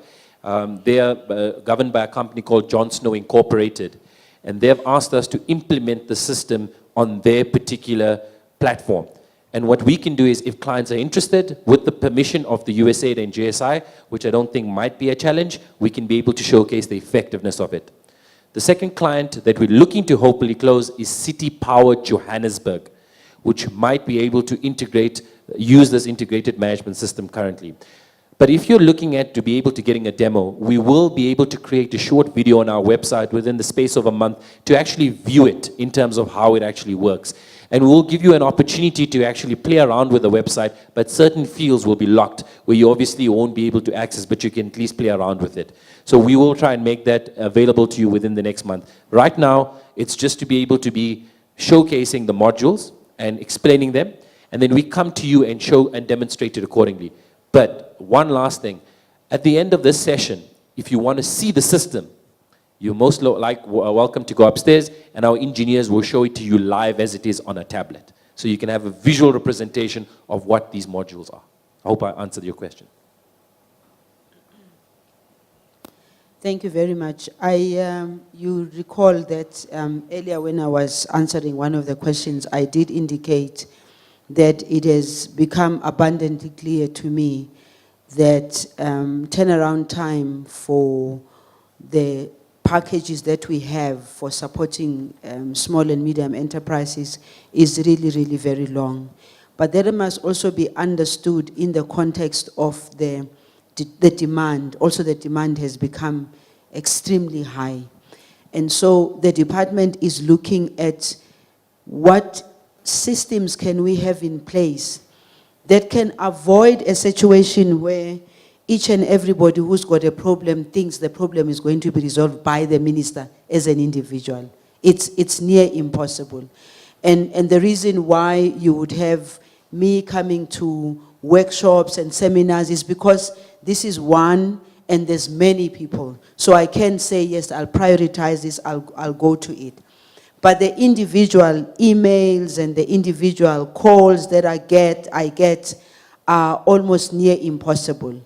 However, I am of the view, and the department, to get both CIFA and CEDA, actually CEDA and CIFA are even in a better position than the department, because we don't have your provincial structures where people can go to. You can go to your MECs for economic development, but we don't have the offices where you can say, I didn't manage to get the minister, but I can go to the next office. So everything floods into our offices. So we're trying to see what system can we use, because a lot of what comes to us has to move on. What comes to me in particular as a minister has to be taken to the department or to CIFA or to CEDA, and they are also crying out and saying, Minister, the fact that your number is known by so many people is causing a bit of problem for us, but I'm saying there's nothing I can do about that. I can't withdraw my number. My number, I've had it for more than 10 years now. I can't change my number, because then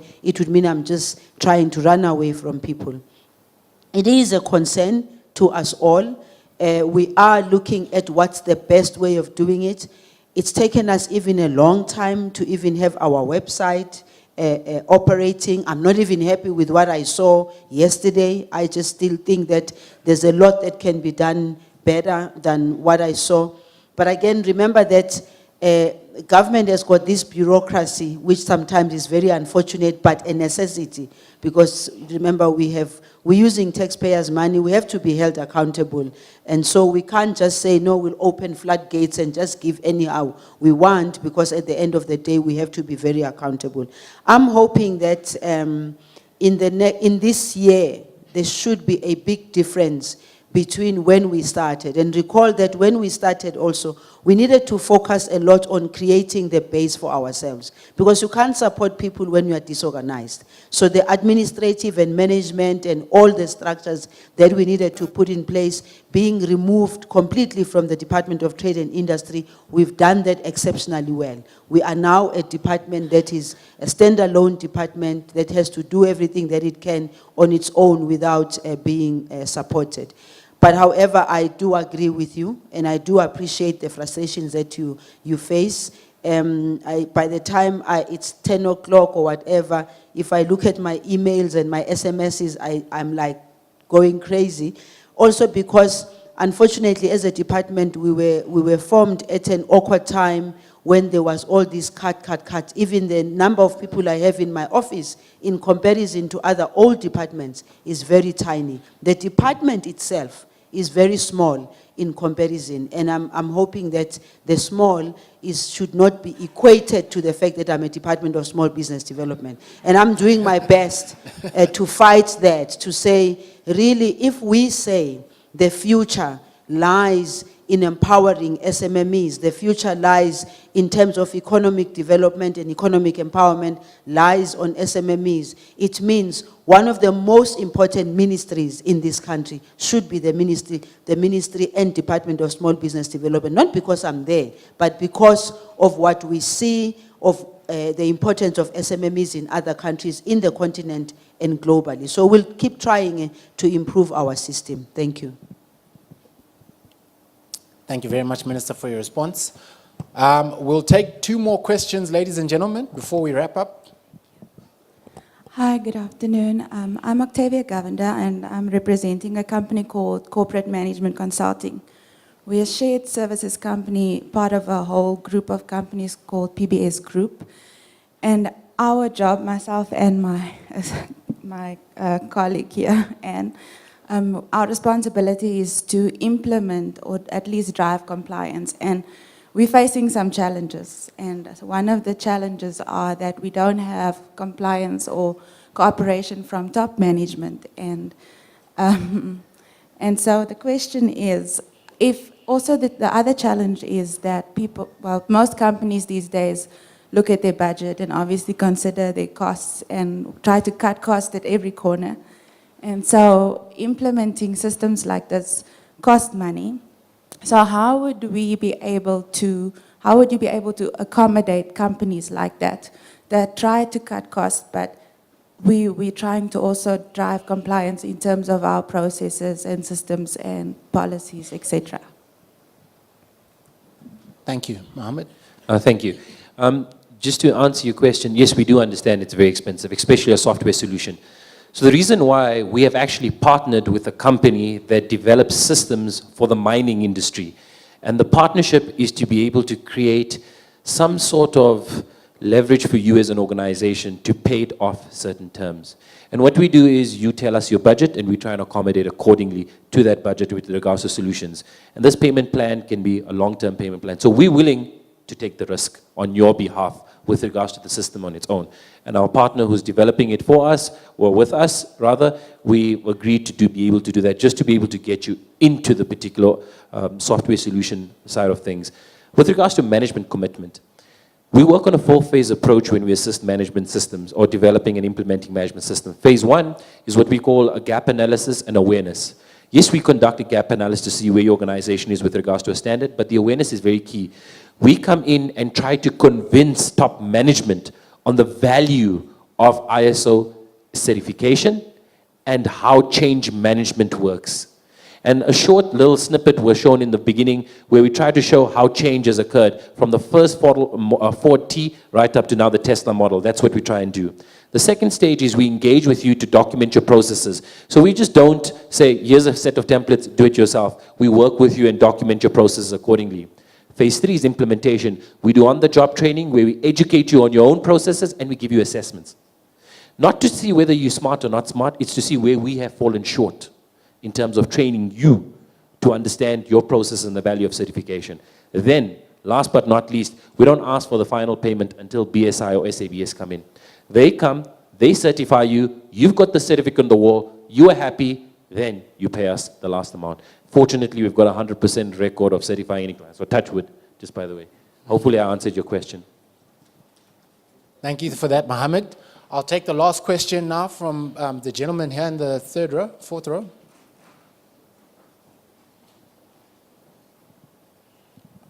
Thank you very much for allowing me to ask this question. Can you all hear me? It's not actually a question as such, it's a concern. We all know that in industries there is what is known as barriers of entry to enter into the industry.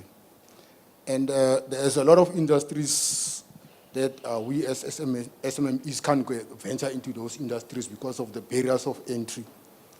What I would see as a radical transformation would be for government to look at the barriers of entry into a lot of other industries and see how can they make it possible for us SMMEs, to get into these industries. For example, the vehicle monitoring and tracking industry, for example, an opportunity would come out in government where we try to tender in those opportunities. But the problem is, firstly, government would call these big vehicle tracking companies to write the spec, number one. And then in the spec, they would say that for you to be able to win this tender, you must have a workshop, for example. You must have a call center where you have to monitor calls that come in. And we as SMMEs, we don't have, you will find that we don't have a call center, number one. You don't have a workshop where you have spare parts. You don't have money to keep spare parts. So what would be, radical transformation for me would be government to look at all the barriers of entry to all the industries and see how they can help us to go into those industries. Thank you very much for that. I think I'll leave this last one for the Honourable Minister to address. Minister, would you like to take that one? Yeah, well, I don't even think I need to address it. There's almost like a directive that says, look, this is who we are and these are the challenges that we face. You need to pay attention to this as government. And in my view, I fully accept, because in the 2 years or 3 years that I've been in office, I've been seeing this kind of frustration. That's why earlier on, when I also spoke, I said, there's that 30% procurement. We want to break it down. We don't want just to say, yeah, Treasury has now passed the legislation, Treasury has now done the following things. We want to break it down to simplicity. How are SMMEs going to be able to access the 30% that we are talking about? Where are the SMMEs? And what are even the sectors that we are talking about? Because we also must avoid generalization, because once you generalize, that's when you don't pick up these particular ones who are saying in this sector and that sector. And government has to break down, every department must break down the opportunities within the departments to say, this is what we have, this is the service we need or the products that we need. 30% of that has to go to small and medium enterprises, but how do they access it? Most importantly, are they ready for it? Because this that you are raising points to the challenges that we might have the 30% procurement, but the SMMEs are not ready. But why are they not ready? They're not ready not because they don't want to be ready. They're not ready because there are the challenges that are being created, or old challenges that are there. So we've got to look at it holistically as to how exactly we can be able to assist. But lastly, I would like to say to yourselves, it also becomes your responsibility on the other hand. If government says 30% procurement, you need to start looking around and say 30% procurement of what? Are we able, are we ready? If we are not, where can we go and get the assistance in order for us to be ready? And then CIFA and CEDA, for instance, comes in, or any other enterprise development programs that might be there. I suspect you also have enterprise development programs. I know that the private sector has got lots and lots of enterprise development programs. What I think we need to say to the private sector is that please don't tick in the box. Just make sure that your enterprise development really responds to the real needs of the SMMEs, which, by the way, therefore means you train them into what? Access into what? So that kind of training that needs to happen. And the hubs that we have, the training hubs and so forth, they must also respond to what the gentleman is talking about. Thank you. Can I add to that? Sure.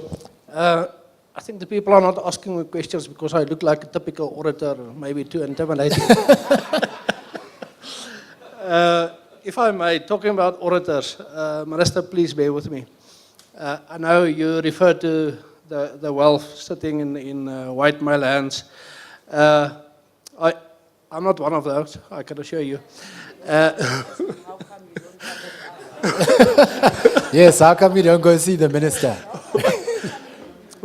What I do see, and one thing that a risk for us as BSI, most of the system auditors currently are guys that came, and women, that came through SABS, the old NOSA systems, and most of them white geriatrics like myself. And that is a risk for us because these guys are going to start to retire in 5 or 10 years. I do not find black auditors. And I think there's a huge opportunity, and also for small businesses to develop and enterprise development. We have a internship program, and I'm sure I'm talking to the right category of people, because I assume most of you are from systems management positions, etc. If you are interested in pursuing a career as an auditor with a certification body, please speak to us. We are willing to invest in you. We need black auditors. We need young auditors. So please come and speak to us. Thank you. Okay. Thank you very much for that, those final remarks. Ladies and gentlemen, that brings to a close our panel discussion. As mentioned earlier, we do have a networking session upstairs. So once we've done the official wrap-up here, please make your way up the stairs. There are some refreshments up there for you guys, and let's get to mix and mingle and see if we can't obviously convert some of the knowledge that we've learned today into better business. On that note, I would just like to thank the panel, obviously, for availing yourselves. To our guests, it's been great having you with us today, and I know everybody's always pulling and tugging at you to make yourselves available for one event or the other. And the fact that you have graced us today is a true blessing, and we do have a small token to show our appreciation that we would like to hand over. So if I can ask Shabana and your team to please come up, and we would like to firstly present the Honourable Minister with a small gift as a token of our appreciation for you coming through for us today. So thank you very much.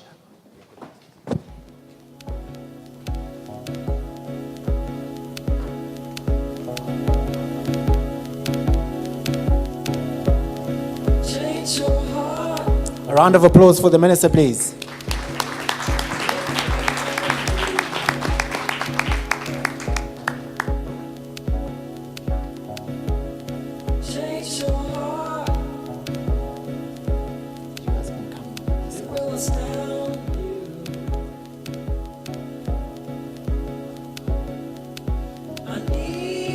Thank you very much.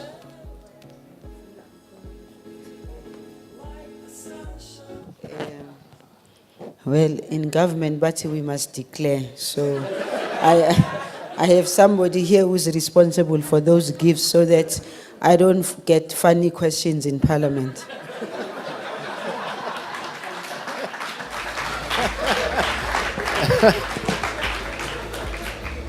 Can I please call up Malembe? Would you like to come up and also receive a small something from us?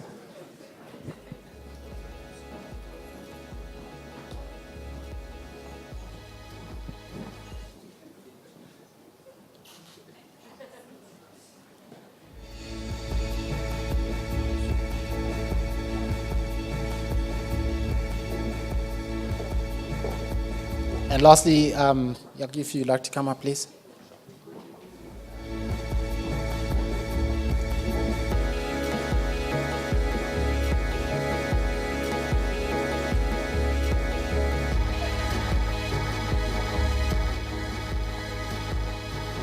Thank you very much. And Mohammed, thank you for the prize, for the gifts.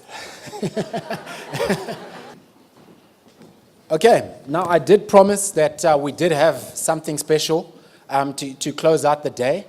So I'm going to announce the winner of the hashtag ISO Going Digital competition today is Shoaib Lunat. Please come up and accept your prize. You're walking away with a 9-inch Samsung tablet and a year's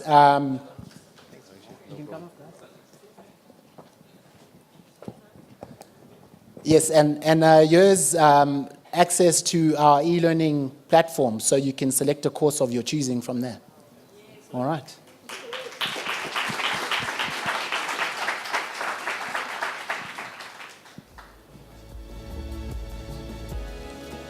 So yeah, if there's any glitches, please let us know before we give it to somebody else. Thank you very much. I'm just going to call on Mohammed to come and give us the closing remarks. And then, as I mentioned, we can all go upstairs and have some refreshments. Mohammed.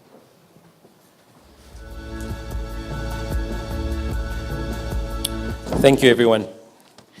Right, so this is the end, ladies and gentlemen.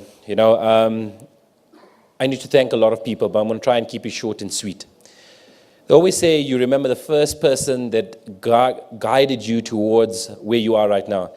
And I wouldn't have been here today, to be very honest with you, if it wasn't for a gentleman by the name of Ilya. Now, Ilya works with Malembe, and I need to mention them both. Ilya and Malembe identified that I had a talent with regards to facilitation. This was 9 years ago. And whilst coming from the automotive industry, working with Mercedes-Benz, and then working in the nuclear industry in PBMR, and started facilitation with the South African Quality Institute, who they were part of, Ilya and Malembe, believe it or not, forced me by hand and took me to open up a company, which I was not too sure I was ready for. But they believed in me, and it's been 9 years now, and they've supported me all the way. And for that, I'd like to say, Ilya, Malembe, thank you very much for guiding me to this particular path. With that being said, you've assisted over plus minus 55 employees over the course of the 9 years to be employed by WISE, who have got big families that they've catered for. So you've created that opportunity for them.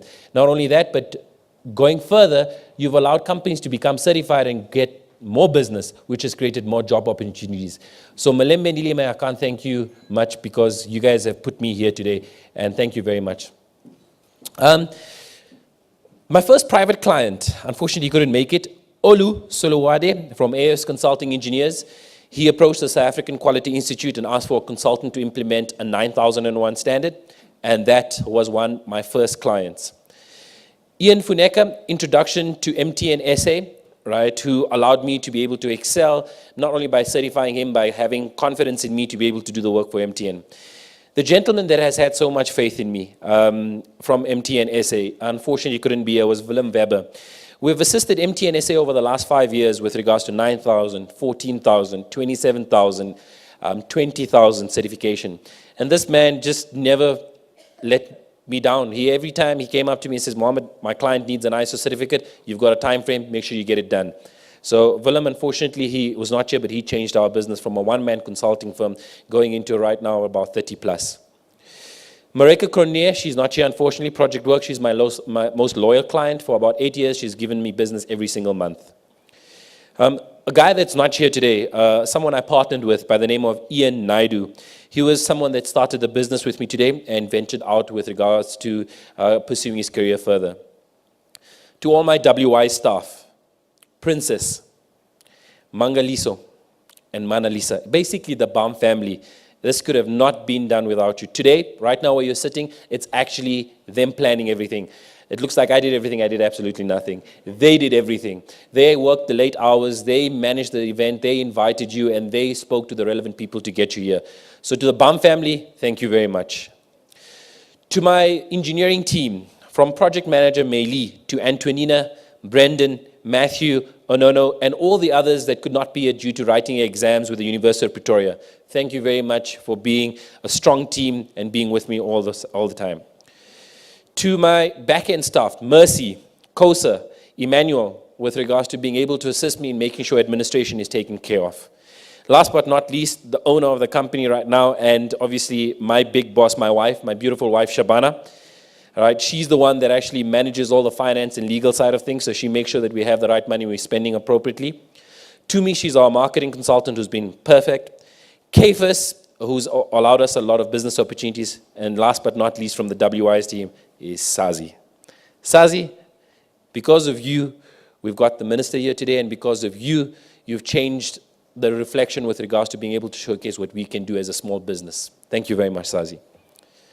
My e-learning team, the team that helped develop this portal, which I'm going to close off just before we go to the networking session. I'd firstly like to start off with New Leaf Tech. They are the partners with a Dutch company called a New Spring. Yolan, Mike, Paul, Abby, and the rest of you.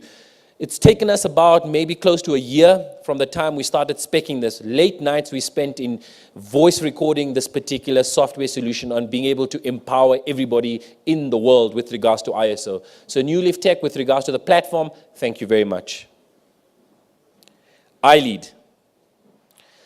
Christelle, Vian, Nicola, and team. Those are the names that project managed this particular e-learning platform for us. Now, unfortunately, we do a lot of marketing on Google. So if you search ISO, you search 9000 certification implementation, Google tries and picks us up first. And through this journey, Christelle has been with us for a long time. And it is quite sad that Christelle, we built a good relationship, and she managed this entire interface. She did a lot of things for us, which she didn't need to, but she did it in her own capacity. And unfortunately, she's leaving the company iLead. And you know, one of the principles of ISO 9001, which is quality management system, is relationship management. Don't ever forget your suppliers. And today, I'm not going to forget that supplier because Christelle, you changed our company. And with that, Crystal, I'd like you to come up on stage because I have something small for you. You are leaving iLead at the end of this week, which is Friday. But you know what? You've been immense with regards to project managing this particular learning product. And you did tell me that this was a baby and you're very disappointed. I could see the tears in your eyes. With that, Crystal, I'd like you to come up on stage if you don't mind. And if I could give you and hand you the token of our appreciation for managing the e-learning portal so well. Please give you a round of applause, ladies and gentlemen.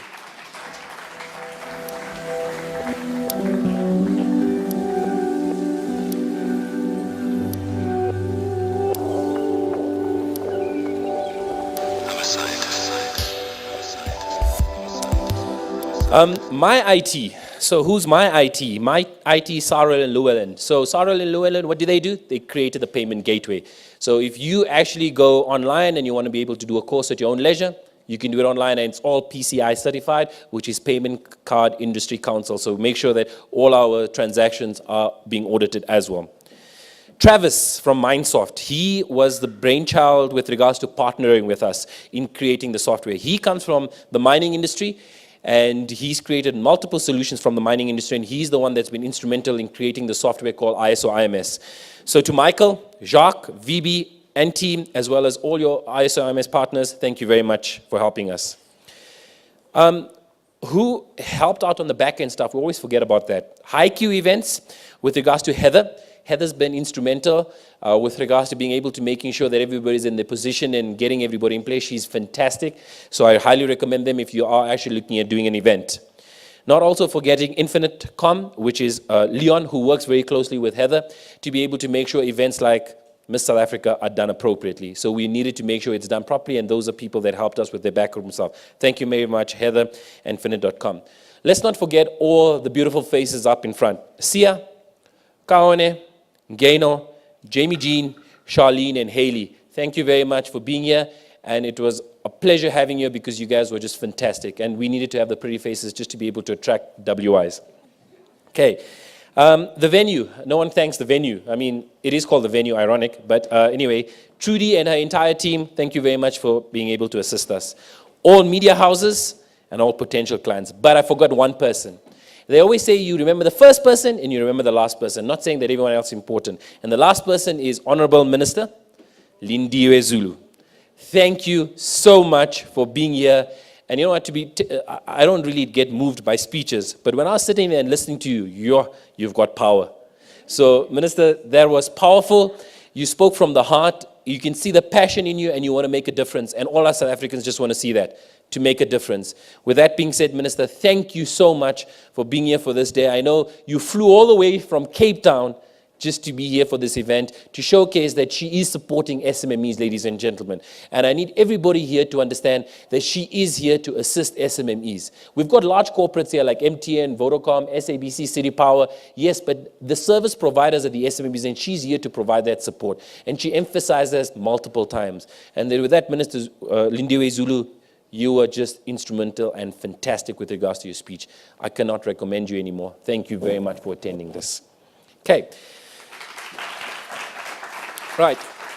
I'm going to end off, ladies and gentlemen, by saying that please don't forget there will be a networking session. So you're most welcome to go upstairs and just have a few drinks. If you want to see our products, our engineers will come through to you, show you the e-learning product, show you the ISO IMS, and have fun. Take selfies. We've got some nice banners with regards to Twitter and Facebook. Please knock yourself out. And obviously, take as many pictures as you can. Hi, Salem. Hi to me. How are you? I'm well, thank you. How are you? In 10 literal pointers, please tell us your feedback of the day. How did you find the whole experience of being at the ISO Going Digital business briefing? Please tell us more information. What were your takeouts, your learnings? What can you tell us more about this day? Well, firstly, it's a very well organized event, I must say. I was just sharing with one of the people that were here that it's amazing how we wait for things to go wrong first, and then we realize the importance of quality. So for me, that's what stood out, the importance of it. And also, I must say, I appreciate the minister in her speech and how she just put everything into perspective. She's very real, spoke from the heart. So this is very relevant from a business perspective, small to medium, from a corporate perspective as well. It is very relevant. So for me, I must say it was well worth the time. Wow, thank you so much, Salem. Please enjoy the rest of the day. Network, network, network, more network. Thank you. Hi, Vanessa. Hi, Tumi. How are you? Very well, thanks. Briefly, just tell me, how was your experience today? How was this great event? Did you learn anything? What were your learnings and takeouts? Do you know anything about ISO from today on? Absolutely, I know much more today than I ever did before. I think what I'm totally impressed about is the actual solution itself in terms of the management system. I think it's made huge inroads in terms of the industry.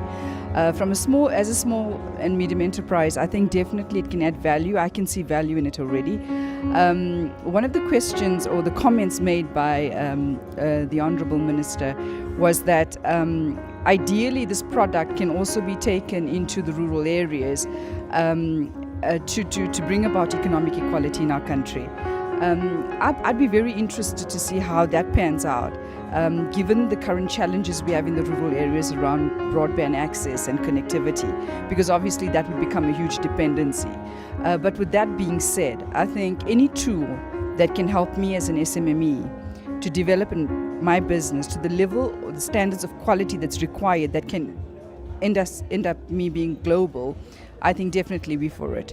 We definitely would like to support WWise. I think they've done an amazing job. I think the effort that Mohammed and his team have put into this product over the period of time has come with immense support, and you could get that from his vote of thanks. So personally, as a SMME, I think that we would like to partner with them, to learn from them, and obviously become maybe one of those companies, the small businesses that can start to thrive and showcase a management solution like this. Thank you so much. And from what I know about your business, you also have a good national footprint with your suppliers. How about I invite you to meet one of our consultants? We take you through the demo and see whether we can help you directly, whether it's a solution that we can actually help directly your suppliers. How about that? We'd appreciate that. Absolutely appreciate it in the management team and I to get a more detailed insight into the system. Absolutely, that would work for me. Thank you so much. Thank you for showing us the sunshine of yourself coming here. Thank you, thank you. You're most welcome, and congratulations to Mohammed and the team. Thank you so much. Hi, Octavia. Hi. How are you? I'm well, thank Okay, you. briefly, just tell us your takeouts and learnings from today. How did you see this event? What can you take home and what can you implement tomorrow from your business? I think it was really good. It was very informative. It was very clear. I mean, I'm a new manager in the systems department at our company, and so for me it's like, wow, you know. It's very interesting, in fact, and I find that I'm actually taking a liking to this kind of thing. So yes, I've learned quite a bit, and I've taken a lot of snapshots of the presentations, and I'm even now considering doing a training course in ISO management, and yeah, so it's been fantastic. I enjoyed myself, and I'm certainly looking forward to the next event.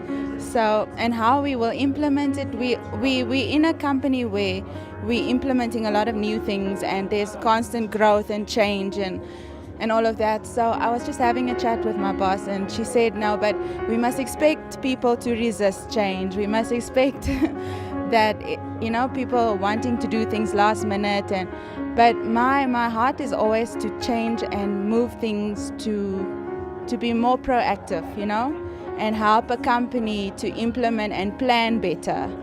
And the system caters for a remote solution. You can actually build in your systems. You have an e-learning solution whereby it actually limits the logistics of doing training. So from your end, it's actually a blessing. Yes, I agree. I see that in the actual application, and I'd be happy for us to implement it on our side. Okay. Thank you so much. Thank you for joining us today. Thank you. Hi, this is the technical team. So briefly, guys, how do you feel today? I mean, it's been a long overdue journey from end to finish, being the back end guys, but actually bringing this to life. How do you feel? How excited are you to see this coming to life? So I'm going to talk, we met with Mohammed early last year regarding the solution. So for us, it's like a baby that's actually just been brought to life. Proud, excited. I can understand where Mike's coming from, the hours, the energy gone into developing something of this nature. It's a game changer in the learning market. We've looked at various products out in the market, as Mohammed has mentioned earlier, and there's nothing like what is being produced right now from our development team, which was Mike and his team, which have put together on this. I think Mike would like to add a couple regarding that. Yeah, it's just amazing to see this. And Mike, are you going to sleep tonight? I think I'm going to sleep well tonight knowing that we've launched a really, really solid product, and I'm proud to be, a part of it, and I really wish Mohammed and the team at WISE the best success. I know it's something that is going to do very well, and I'm really excited to see where it goes. I'd like to congratulate you guys. I'm a DigiKid myself, and I'm wishing you more and more applications, more business from this on. And this is the beginning for you, and this is the beginning of more business opportunities. So who's next? Who's the next client? I'm not going to divulge. Joking. I'm joking. So thank you so much on behalf of Mohammed and the WISE team. Thank you for all the sleepless, long nights, long conversation, and this is coming to life. And thank you so much. Thank you. And we at New Leaf are really proud to see this going. So New Leaf, we would like to thank, as behalf of the entire team, thank Mohammed and team for working with us and being patient. And we'd like to see this fly. Thank you so much, Jens. Thank you.